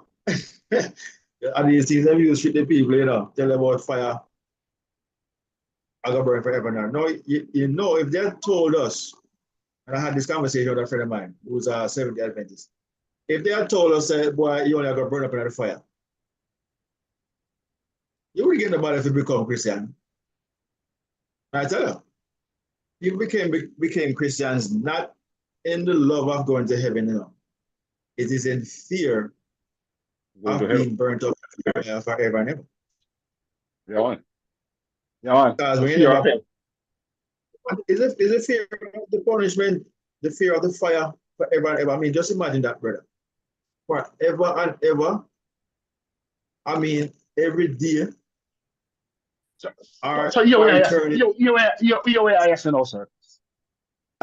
I mean, an all-knowing God. Want to listen to me? An all-knowing God who knows the end from the beginning. And the book said that it, say he sees the end from the beginning. So that all-knowing God allow a youth to be born into slavery. Means that he born as a slave, living whole life as a slave. And then because of something that he does during that portion of time from birth to death, you are now gonna take that youth there and burn him up in a fire forever and ever and ever. So in that whole existence and that whole life there, what was ever in it for that youth? What you with knowledge allow the man to be born as a slave, never experience freedom for 1 year. Born as a slave, live as a slave, dead as a slave. And because of something that he might have done during this one, you're gonna now take that individual and burn him enough. And then you're convinced me say you love him, you love all people. What is good? You know want to talk language for that way. What that good for? These are the reality things when we actually have to say no. We wouldn't accept that from any king, any prime minister, any president. We would not accept a president to treat people like that and then vote him back in. We would not accept that from no king, nobody, no farmer authority. You not accept that from. But then one hidden authority that you've never seen, you accept that from him and say it is good and say God is good all the time. And all the time God is good and God loves all people. God is going to love a man when he allow that to happen to him. Or you tell me say you love me when that you allow President Kennedy to be born in a rich family and live a rich whole life in the White House of America. You allow him to, with knowledge, you allow him to be born and live like that. And you allow me to be born as a slave and live as a slave. Dead as a slave, then take me about me in a fire for him. And you tell me say you love me like how you love him. Would you accept that farmer reason for anybody, any mortal man in front of you? So why are you accepting it from this Virginia with him saying that? It makes sense to you? Certainty. Remember saying, eat the apple. No business I'm with Eve and Rasta. no apple. No business with Eve and no apple, brother. You can't. Right you know, even if I'm my blasting up on the father, world. right you know, even if my father did owe a debt to society, whether it be in monetary form or it be in a penalty that needs to be to pay for society for whatever he did do. I don't care what is the crime when my father did do. And they run them investigation and come back with DNA evidence. Say my father did do it. But guess what? My father dead from last year. Dead and gone and they find out say him did do it. Can they come to me and come put the crime for me and charge me for it? And I have they can check the DNA and realize that I have my father DNA. Yeah. Can they put the crime on me?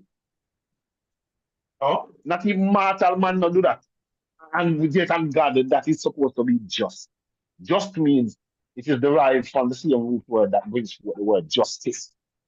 Does that seem like justice to you? If my father did do a crime in a Missouri back in ID and then run a DNA test and find out that him did do it. And find him DNA on it and then when they come check me them to find out something that he did for last year. Would it be justice for them to turn around and say, well, brother, your father did do that, you have to pay the penalty?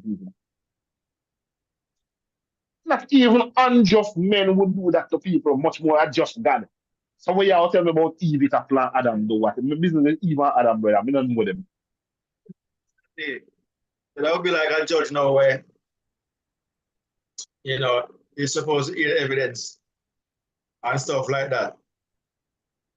But because, during the trial or whatever, the accused, unfortunately passed, died. The judge now are going to use the evidence maybe and pass it down to the next of kin, the next person in line closest to the accused, maybe his son or brother or somebody. They're going to pass on this judgment to this person for what they are now certain that he or she did. And he's no longer here to serve the penalty, but because they want to be petty, as we would say today, and hand down a punishment, him can't get out so easy. Somebody in his family gonna have to pay the price for his so-called sins. Imagine that. Natural man don't do them some of that. But an all-knowing God, or like you say, who's supposed to be just. A just judge Virgin, will, will, hey, do that these that got things. that got there vicious man, long time man. A virgin name Achan, you know. In the Jericho story when them come across. First city where them conquer was Jericho. And out of the conquer of Jericho, them hold on for some little idol thing. Them keep for themselves. Whatever them take for the people them take. And the virgin Yeah. named Achan. The virgin named Achan, him look like him that one I rank man where had the opportunity to gain some little secret places. So you see some things where the man them hold on for and say, yo, them treasure them to me, you know, as a part of the conquest, you know. So them say you can hold on for a suit of Babylonian garment. Maybe the Babylonian garment was of great significance, but in hold on for that and couple of that things. You know, some iPhone and them kind of thing, they hold on for something and bring it in. And when the man them run them investigate and them find out, yeah, you can hold on for the thing. And they tell us that the man them call out the tribe where you can belong to. And then out of that tribe, they then call out the village when belong to, and everybody out of that village have to come forward. And out of that village, they then call out Achan family, and everybody has to come forward. And the God strike Achan and his family and burn them with fire upon his spot, you know, brother. Now, what does Yeah. Achan, 6 months old son, were just born, and to do with the fact saying that it is a Babylonian God? Is that justice? What is just? What kind of just God do that? If a man do that, yes or no? When you hear say Saddam Hussein did over in country and executing one people them for the least things. Didn't the world hate Saddam feet? Doesn't Saddam Yeah. turn around and even almost be evil right? When you hear them call a man over yes, and you hear them man Saddam. That ain't no child of God. Yes. It's a evil. It would be like you never man Cain back in ideas. Yeah. And why? Because you say Saddam was unjust because Saddam would execute the player them for the football team if them lose a game. Yeah, says 30. This God is a man then. You know what? So all the man do them some of that.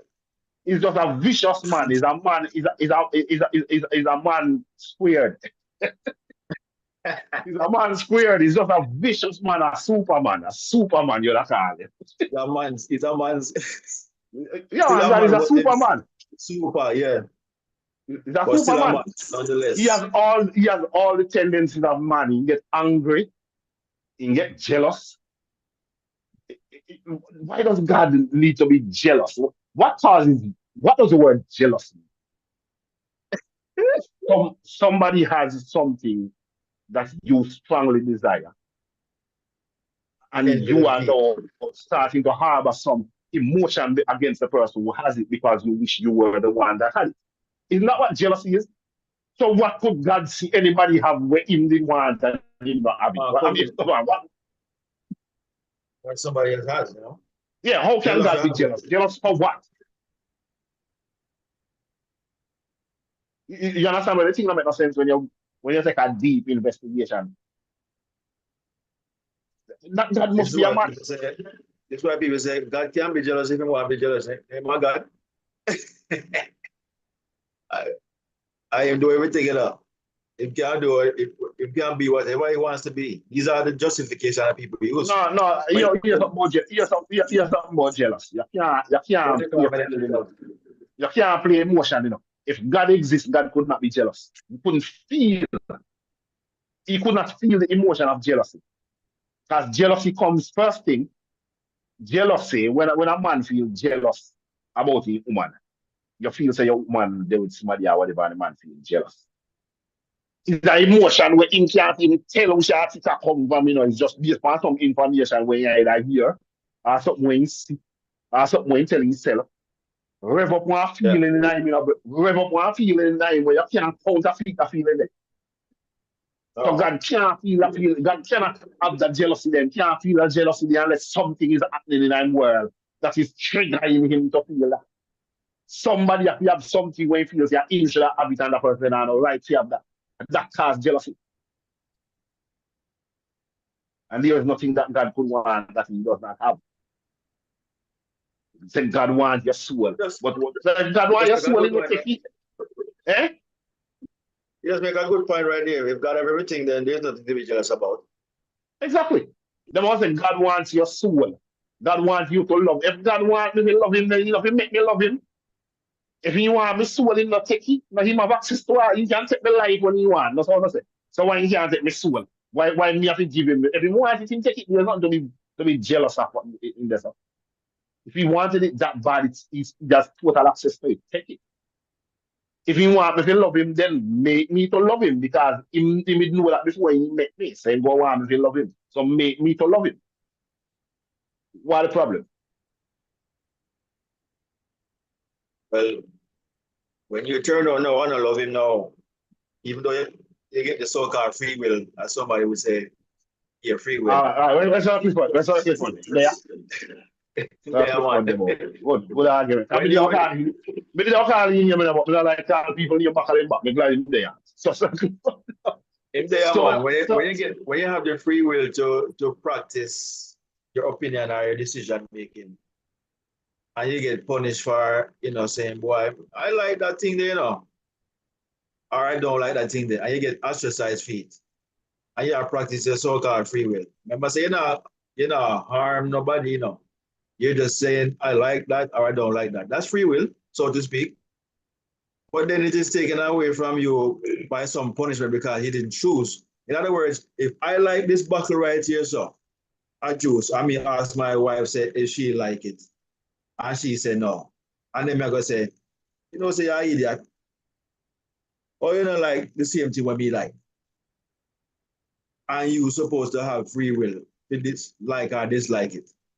And then now I'm going she never had a free will then. She never have any free will then, because if I'm going to say you have to like what I like, even though me give you the choice, to choose either you like it or not. It's not a one answer question. The choice should have no consequence. It should have no consequence. If I have free will to do what I want to do, I should be able to do anything that I want to do, and it does not affect you none at all, because you gave me the free will to choose whatever I want. Once my will is going to come back and affect you and affect your dealings towards me, then the will was not for you. No. That will was, as a matter of fact, that is the very opposite of free will. That is forced will. That is forced will. If you give, listen to me. You're still romantic at best. Free will is when we look for my son and I say, yo, chase your dreams. You say you want to play basketball or you want to do music. Chase your dreams all the way. Put your whole heart in it. Me, I tell you as your father now, say, I'm going to be very proud of you when you make it. And I'm going to be equally as proud of you if you don't. I'm going to be proud of you for trying. Now I've given him free will to either try or don't try. It doesn't matter. It will not influence my emotion, my feelings, my feelings toward him in any way at all. 12 years straight. You see that? It should not affect my dealings towards him. That's free will. The minute consequence come into it, brother, the will was not free. You wanted me to align with your will. You want me to align with your will. Yet you've given me the choice to disalign if I should make a word. You've given me the choice to disalign, knowing very well that what you want is for me to align. So why was the disalignment even a choice? That's entrapment. That's entrapment. That's entrapment right there. That is absolute entrapment. That would not be legal. That would not be legal in a today's court, You can't set up the man. Listen to me. You can't. The police. So you know the man is a job deal. The police can't half key a court. Go put on for the man's gate column and hide in the bush. And wait to see if the man of more they are looking at a city of court and see the city of court. And then take up the gun over here and then you go over there go arrest him. All right. So you can't go we have that sense to know so that is wrong. Exactly. It's entrapment. You're not allowed to do that. An all-knowing God cannot. She said, You cannot give me an option that you know. You cannot give me an option that you know is no good for me, and you give me that option. Yet when I choose that option, you are the one who ensures that I suffer the plight of that. You are the one that pointed me in that direction. Had you not pointed me in that direction, I wouldn't even know that that direction exists. Good day, gentlemen. Can you hear me? And that scripture said, let me hear what Sir Clifford has said. Sir Yeah, Clifford, man. Good day. I'm actually. you need a haircut. All right. Yeah. I'm actually on site for a job. That's what has been taking up my time, and I actually just got a chance to park. But I got to run in here, so I got to make it quick. But on the regard to jealousy, when you talk about that, and it's just like if you were talking about with your son. There's no doubt that you would be proud of your son for whatever he did. But say that you were a basketball star and your son exceeded everything you had done. There's nothing wrong with having some jealousy towards that. I wish I had done better. That's what that comes down to. And a being Yeah, that no, has but that's what I come down to between me and you. Listen, just hear me I say that. That's what that come down to between me and you. But not between Jesus and God. Jesus can't outdo God. It's not possible. So God will I never didn't say that. experience We that. didn't talk about that. That wasn't the point. Granny can come pick up better than LeBron. Hold on. You asked, how could a God be jealous? Yeah. When you have a child and you want the best for that child, and then your child exceeds what you had accomplished, there's nothing wrong with having jealously of that. Yeah, but that could only relate in that could never There's relate. parents You that their cannot use that children, once they example become for God teenagers, because it's they'd not rather hang possible. out with their friends instead of them. They get jealous. There's nothing wrong with that per se. Clifford. And that's one thing you're talking about. And with You respect to cannot, that hold on, jealousy, just say that you cannot use that as an example with God because it is sure not you can, possible. It's not because relatable. Nobody can outdo God. Throughout the Bible, they say As anybody, that we are God's children. whoever outdid So when God. you have children and you feel a certain way, there's nothing wrong with having an emotion on that. I'm saying to and you, that's what the passage is describing. outdid God, whoever outdid God, anything. Has anybody ever outdid God? It's not about out being done. I'm talking about but jealousy. you're using an example of the son outdoing the father. You're using an example of the son outdoing the father. Virgin, get a better example of father. That's one example of jealousy. And another example of it is when it's a matter of attention. And that's one of the biggest things. Jealous God is what he says. And he's a jealous God when people choose idols over him. Your son looks to the neighbor's father more than you. That's a jealousy situation. That's another one. And that can anger you. Because you can look at that father that's next to you. Clifford, and you know that he's hold not on. Can I get a word? Can I get a word in? For your son what I've been listening to you. Can I get a word in? I've been listening to you. Can I get a word in? But you were talking over me as I was saying my statement. I was listening. I said I was listening to you. Can I repeat everything what you just said? Can I get a word in? All right. Hear what I say now. You're saying when you choose something over God, God has a reason to be jealous. You're saying if your son look up to the neighbor more than he look up to you, you have a reason to be jealous. You know why you know why you would feel jealous? And rightfully so as a father, because something is happening that is out of your control. You had no control over how your son is gonna feel. So something is happening. Because jealousy is a form of anger. And anger only comes when you are frustrated because you're in a situation that you don't know how to handle it. That's where anger comes from, frustration. No. God would never find himself in that situation. God would never find himself in a situation where he does not know what to do. No, that's not how he has to resort to anger, which bears fruit. It's not about knowing what to do. It's a matter of frustration and anger. I'll agree with that point, but it's a matter of I provide. Wait, let me just finish. When you look at your child, and with that example of him respecting the neighbor as a father more than you, that neighbor didn't raise them up. That neighbor didn't change their diapers. That neighbor doesn't put food on the table. That neighbor doesn't do anything for that boy. All right, in this example, and that can cause anger. And as noted before, with the benefit of free will, God has creatures that don't have free will. They're called angels, his messengers. All right. But then he has another creature that he created, being man, humans. and he gave them free So will. hold on. So the If you want to angels go never that, have you would just free have will. Hold more on, the angels. angels never have free will, but yet they sin against God. They never had free will, but yet they sin against God. What will did they use to Now, sin slow against God? down, slow down now. That story's not in the God's Bible. will? Why That am I that story's not in the story not in the Bible. Bible? Angels sinning against God is not So in the if the Bible. so if the Where it story says in the that. Bible, all mean wait. When we get that story Show then. me where it says that. The story you're referring to is when they said Satan rebelled. And that's in the book of Enoch, something that's not included in the Bible. It's a pseudepigraphal book. It's not in the Bible. So Satan is not an angel. Satan is an angel, yes. Why am I Satan is not an angel? So why am I Satan is of course Satan is an angel. And Satan Yes, go Satan's went an against angel. God's will. So Satan don't have free will. No, Which will did hold he on go a to that? second. That's just it. There's nothing that says Satan went against God's will in the Bible. Show me that Oh, so passage. God just play a sick game, man. Him brethren doing them No, plans for a long time. as I've said in the And I know past. he must get punished with. As I've said in the Yes, past. All right. When you look at Satan and take the story of Job, that's the one that's in the Bible that actually describes what he's doing. He asks him what he's been doing. He's going to and fro in the world. Satan's job is to give you choice. And hopefully you make good choices and you make right choices. Okay? But if you don't, that's frustrating because I gave you the ability to make good decisions and you don't. Like in the example of the son, I taught my son to be raised a certain way, to make particular choices that benefit him, benefit the family, and he chooses to do things that are detrimental. Drugs, chasing fast women, spending money frivolously. That can cause anger. Can I ask you a question? Sure.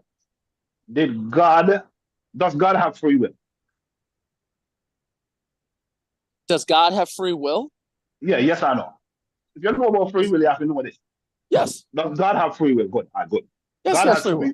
God has free will. Does God have does God have the power, the will to choose wrongly, to choose evil? Can God It's do not. evil? No, God doesn't choose evil, but evil is present in the world. All right, stick up in. And he'd So if rather God, just show that you didn't stick up choose evil. in. Stick up in, man. You answer a question already. Answer a question. So if God has free will, Yes. and his version of free will empowers him in such a way that he is not able, he's not fallible with it. He cannot choose evil with his free will. Get him turn around and give a different kind of free will. He can choose evil. He doesn't Where's choose the evil. evidence? And he'd rather you turn away from it. Where is the evidence of that God can choose evil? Has he ever chosen evil? Because he's the one that's all good. Tell you that? Did God tell you that he has never chosen that he has never chosen evil? Or have you any evidence of that? Christ says, you call me good. Why do you call me good? Only one that's good is the Father. Good. So that's an example of the Father being good in all of his decisions. All right, good. So the Father has a kind of free will that allows him to be infallible, where he only chooses good with his free will.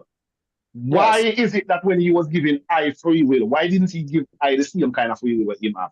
Since he wanted me to be like him, why give me a different kind of free will that now makes me infallible? Okay. Slow down. Okay. So the key difference, and I gotta run, but the key difference is it comes down to wisdom. People don't have the wisdom to make that decision, and they choose not to follow wisdom. Because when you go through the book of Proverbs, he actually says how wisdom is a jewel. And can you exercise? Is it just for you to punish a child? Hold on, is it just for you to punish a child for making an unwise choice when you know the child does not have the wisdom? Yes. Because punishment is how you learn to make different choices. It's the repercussions of actions. You got a wicked. Why didn't you just give the wisdom instead of punish him? Hold on a second. It's not always about punishment. There are certain reactions that happen despite what you want. If you put your finger in an electrical socket and I tell you not to, you getting shocked isn't me punishing you. That's the result of your actions. And people often confuse the result of their actions with choice for those actions. Could God create a world where it's not so? Could God create a world where it's not so? Could God create a world for his love, for his loving children? What fun would that be? Because just to answer that question real quick, because I got to run. I'm working right now. But he created a world where it was like that, and that's the world he had with the angels. And then he created man. So one can surmise, in a world where there's no free will and everything just does as you want something more. So you create something that can choose to follow you rather than something that's programmed to follow you. And that's the world we live in. We're not programmed to follow God. Through wisdom, learning, and understanding, we choose to that, and in hopes that we choose that of our own free will. My question is, in heaven, will a baby boy be able to put his finger in the socket and get electrocuted? Won't all of that be exempt from heaven because only good choices will be made there? What fun will that be? Only good choices would be made there. Yeah, and what fun will that be? That's the end all. Why you couldn't make that world be this one? Why must we punish and get out some people before you get to the good world? That was done before, and that was the angels. And from there, he did that. But I gotta run. Yeah, man, make that brother. All right. Run fast, brother. One of you. Thank you, gentlemen. Always a pleasure. Here, brother. And and the other thing, Chris, you never sent me your email address. I still got to send you the law, statutes, and commandments thing I broke down for you. Okay. Text me your email address. Send me a text message. I got a million things on my mind. Okay, no problem. Talk to you later. And I'll reply to you. All right. But certainly, yeah, remember saying, in order for you to go to heaven, you have to go to hell, so to speak. You can't just make heaven say that. There's no way to go to heaven unless you come to hell first. You have to experience hell and then you appreciate heaven. I mean, that's what Clifford is trying to say here. The Christians will say, our logic, is very logical, meaning that why wouldn't you make it like that from the very beginning? Hypocrite, them man, if you think like that, I guess what? In a himself, he is feeling the same thing that I and the rest of 9 of us, my is feeling right now. We all wish that the experience that they speak of heaven to be. We all wish that it was right here, right now. We are no man have a way. Come on, we would like that to be right here, right now. So why we have to go through this to get to that? Why? You might say, what fun would that be? We don't have to go through this thing with the fun of that. And this thing is not about fun. Thanks. This thing is, brother. The kind of excuses where mankind with God, man, it's ridiculous. You gain wisdom without experience, though. I mean, Eve was not wise at all making that decision. What choice did she make before that? That would give her wisdom to say, don't do this or else. You get wisdom from experience. And who else was there to learn from but those two? If you want to buy this story literal, who else was there? She should have listened to her husband.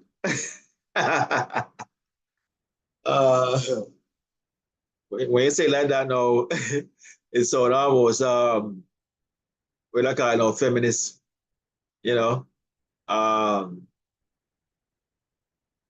that she should have listened to her husband. Listen, the bottom line is, guys, these stories in the Bible, they are not real. They have mystical meanings. They have psychological truth. They are great for your awareness. They give you spiritual discernment, all this stuff, but they're not supposed to be taken literally or historically. When you use your common sense. God, husband, wife, and children. Okay. Yeah, that's the Yod Hey Vav. Hey, that's what it is. God, Yod. Husband, which is you being decisive, deciding what you want. The wife is what you impregnate. And then comes the child, the children. They are the offspring. That's why it's in that 4 order right there. Yod Hey Vav Hey. Okay, that is the nature of consciousness, if you want to put it like that. Yod, husband, wife, children. Children is the expression of the father that grows up to be just like the father. Isn't your child, your son, your daughter grown up just like you did? Didn't you grow up to be just like your father? It's really common sense when you study consciousness, study nature, look at the laws of life and see it. Everything grows, everything born, everything grows, everything dies and repeats. Never say like this, that there's only one man in the world. There's only one man in the world, you know, that is coming and going over and over and over. That one man is mankind, is man, male and female, both sexes, but it is not to be taken as the sexes are separate and apart. It's one man. Circle everyone. It's this argument where people have asked about being the first man. You know who is the first man? You. Me. Yeah. Every man. Every man is the first man. Every man is the first man in an own world, as every man in a different world. My world is not the same world. My world is not a world that you live in. Yeah. Every man is in his own world and he's the first man in that. And when I say the first man, it means that man is both male and female. Him have male emotions and him have female emotions. Not only that, him have man offsprings in him and him have woman offspring in him. He can bring forth a daughter or he can bring forth a son. Same thing with a woman. She can bring forth a son or she's the first person in that world, in your world. You are the first person. And the first person can be manifested either as a man, as Adam, or as a woman, as Eve. A girl that is born, she's the first person in her world. Yeah. That's the beginning of fishing. And her world ended when she got the body. So there was no culmination of where there was a cooperative beginning and there will be a cooperative end. No. Every man world begin and every man world end individually. And every man is living in an individual world. Yeah, if you look at your dome or where you reside, your house, this is your own world, so to speak, your own dwelling place that you're in, separate and apart from your neighbors. You understand? You do what you do in yours, they do what they do in theirs. But you're coexisting. But you are generally and primarily, truthfully, as Sir T just pointed out, I never says it. Everybody walking around is in their own world. Okay? Because you perceive your own ideas, your own opinions, you bring things into your own life. You understand? So it is the absolute truth. This is why we should not refrain. That's why we should highly esteem ourselves. And that esteem will shine forth into the parallel world that is coexisting with us, that is in other people's world. When you coexist, that's where your light will shine, because you should have no problem persuading yourself that you are the most handsome man in the world. Because are you alone in your world? You are the most handsome man in the world. You are the most handsome man in your world. You shouldn't refrain from telling yourself that. If you're a cop, don't tell yourself, I'm refrain from telling yourself I'm the best cop in the world. And shine forth life-wise. Because in fact, you are the best cop in your world. You're the only one. And when you shine forth as a star in your world, your star is so bright that a man can see in a film world and see you're one. Yeah. So you have to shine, you have to illuminate, you have to glow in your world because you know that you are the best in the world because you are the only one in your world and you are being your best. We are not talking about success. That's what success is. Success at anything is doing your best. What is success? Fine. When in the Olympics final, let's say a youngster, the young girl, she actually, when she didn't win, she didn't win a medal. She wasn't second or third. I think she finished sixth or seventh in the race or that year. The girl from St. Lucia that won, she succeeded, and the world thinks she succeeded. But the world thinks she again succeeded.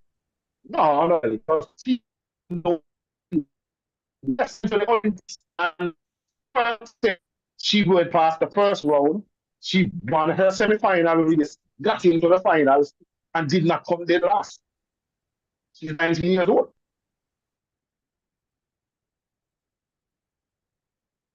Signal is shaky.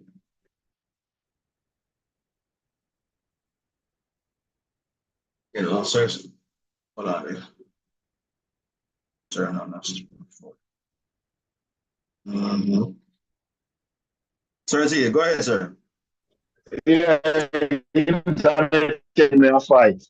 Yeah, so the is doing your best. You succeed. You know you have succeeded when you are in the awareness that you have done your best. When you know that you've done it will be like, do I need my children to come forward? Come tell I say, Daddy, you're a good father. For me to feel like he's a good father. Nah. Them could have never give you a compliment, brother. Now that me daddy. Yeah. I know that I succeeded at being a father because I know that I did my best. Yeah, all of them. I know I did my best, regardless of what anybody else might think of me.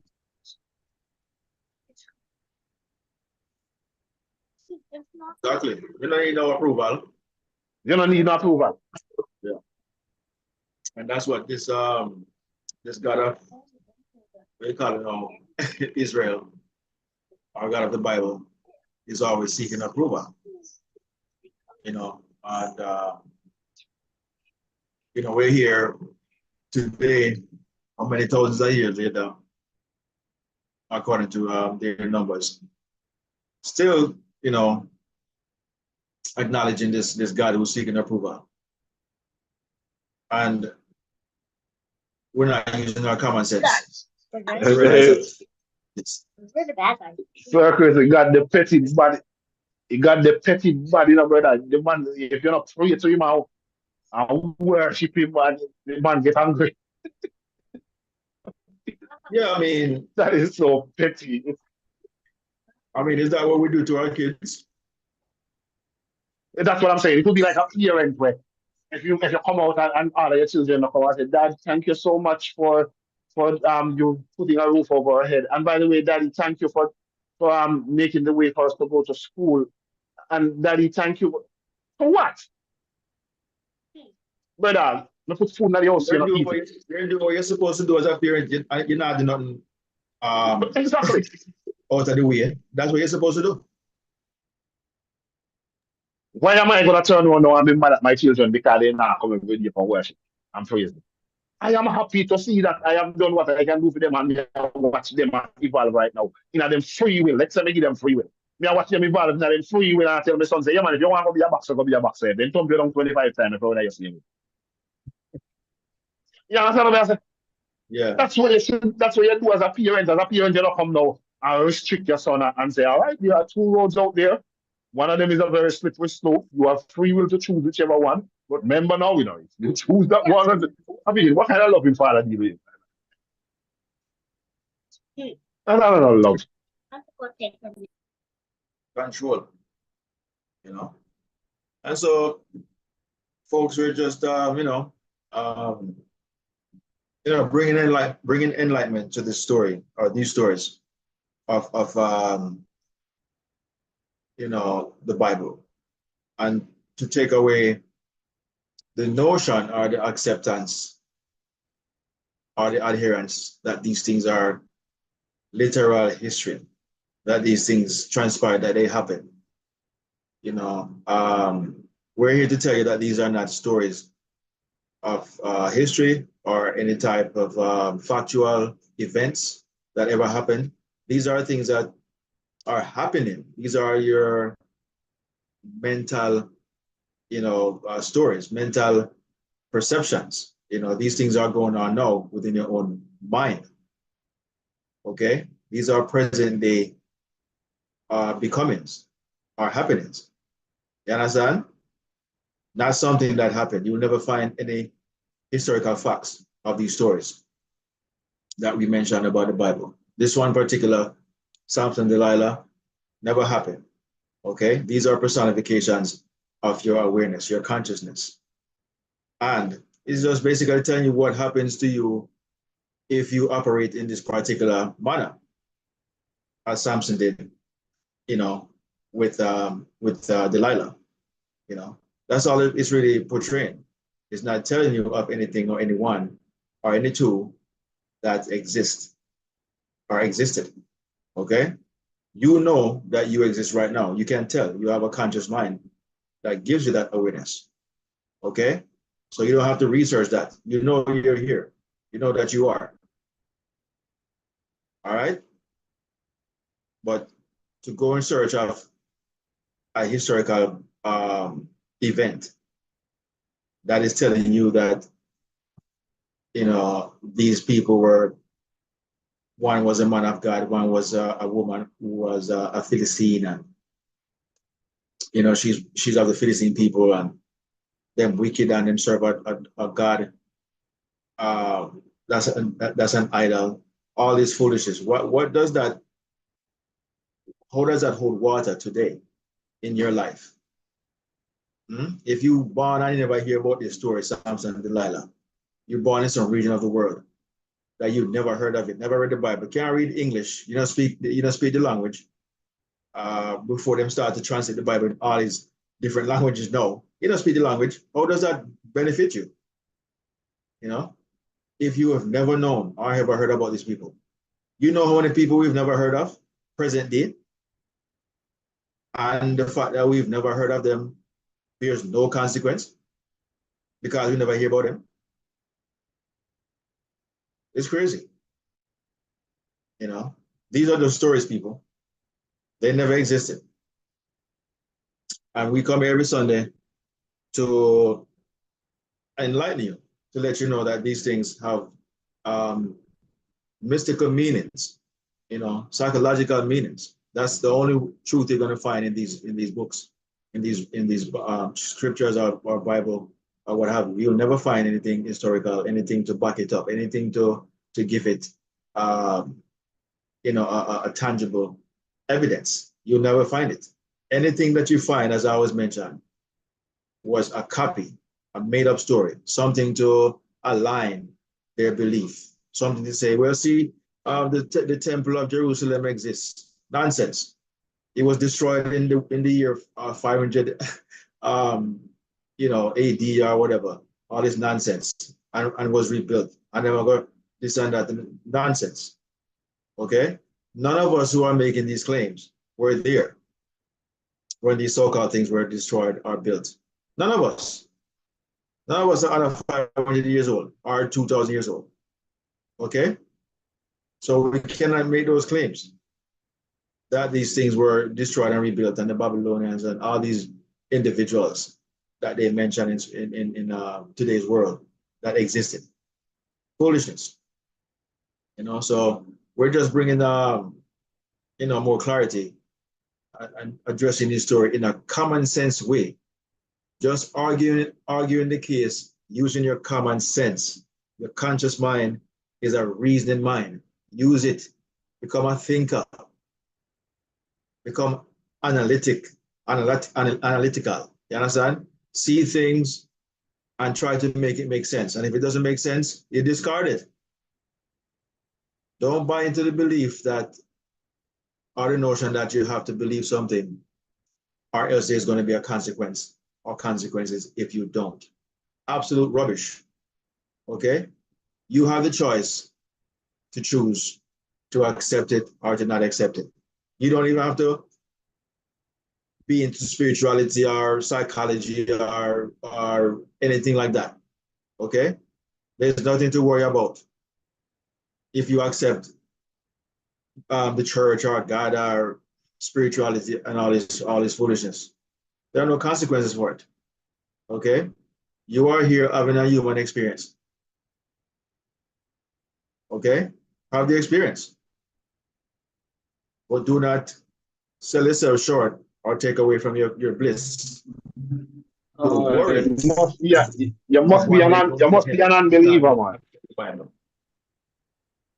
13? You must be an unbeliever in this drama, that we are here experiencing. The first key to the success of it all is is when you get it that it's an illusion, it's a dream. You can't believe it. When you dream something, you believe it. Don't you more than dream that it's not real? When you dream something, you wake up believing. You come out of the dream knowing that it's not real. Good. It's the same thing with this life here. You have to get it that this life is roll your boat gently down the stream. Merrily, merrily, merrily, merrily. Life is but a dream. When you're rowing your boat down the stream and the boat looks like it have a sink or whatever, but you are cognizant that it's a dream, do you panic? No. You still row your boat gently and going down the stream. You're trusting the stream to take the boat to its destination. Because it's a dream, you can enjoy the ride. If you believe that this thing is real, then you will never enjoy the ride. You believe in the first thing. Yeah. I write a poem by time in the Unbeliever. And I was talking around the same lines. The unbeliever, the minute you attach beliefs to anything at all, you have dwarfed, you have stunted your growth to any further knowledge about that thing, as you are now anchored to a belief that this is how it is. So you will do no further investigation, neither will you accept any further.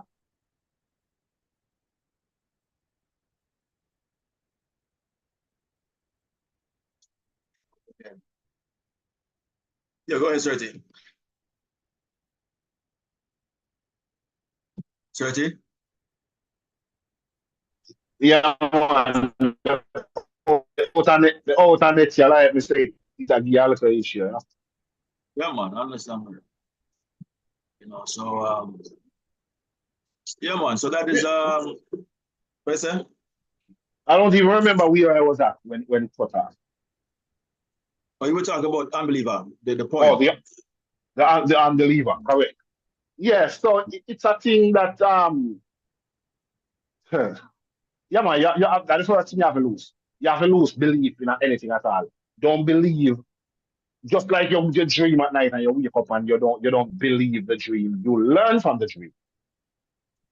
You learn something from the dream, or the dream allows you to become aware of something that now you're kind of being aware. You're looking out based on where you dream. But you don't believe the dream to the point where you start emotionalize it. Ah, something is wrong with you if you do that. If you wake up out of a dream, and because in the dream somebody was looking for you to kill you. Now you're afraid to go out that door. Something is wrong with you.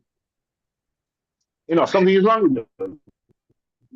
You're taking a dream thing for out of the dream world and I'm coming at this real world. No correlate. This life is a dream. Life itself is a dream. And yeah, we'd love to talk about that one day in depth, about this life itself being a dream. So that being said, guys, we're going to cut it here. And wish you guys a wonderful rest of your sunny Sunday, wherever you are. And to come back and see us next week again, where we're going to have a topic of discussion. Chris. Right here. Yes, sir. Yeah, I just finished up. I wanted to make one quick point. When you're talking about Eve and her wisdom and such, when it comes down to Adam and Eve, originally when they were first created, they never chosen evil. They couldn't make a decision on good without the free will, without a choice. So that's why it's believed that the snake was allowed to get into the garden. That way they can make that choice. And then Eve's job was to listen to her husband. He also partook in the apple or the fruit or whatever of the tree of knowledge of good and evil. And he was given the instructions by God, and he was supposed to tell her and keep her, essentially up to speed and updated as communicated. And when she brought him that information, he didn't tell her, no, don't do that. He didn't tell her, oh, we were told not to do that. We shouldn't do that. He went right along with her. So then they both got in trouble. Whereas had he chastised her for being disobedient to what the instructions were given, because she knew she wasn't supposed to touch it. So he did tell her that. But when he saw that she did, he didn't say anything. But had he not said that, he would never have had an ability to choose and everything go forward from there. And we wouldn't have the story in life we have now. So that's how that legend goes. So the wisdom's supposed to come from the husband that he passes on to his wife, and then she passes on to their children from there for that. But other than that, I look forward to next week, and we'll get together and touch base on the law, statutes, and commandments. Yeah, send me the reminder to send you the Yeah, email. I'm going to text you right now as soon as I get off here. Send it to my text message. And All right. I will send you the email to send me those information. All right. All right. You all have a good one. Thank you. All right, Sir Clifford. Thank you, sir. And wishing you all well for the rest of the week until we meet again right here again on the One Great I Am Awakening. Peace and love, everybody. Have a blessed day. Over and out.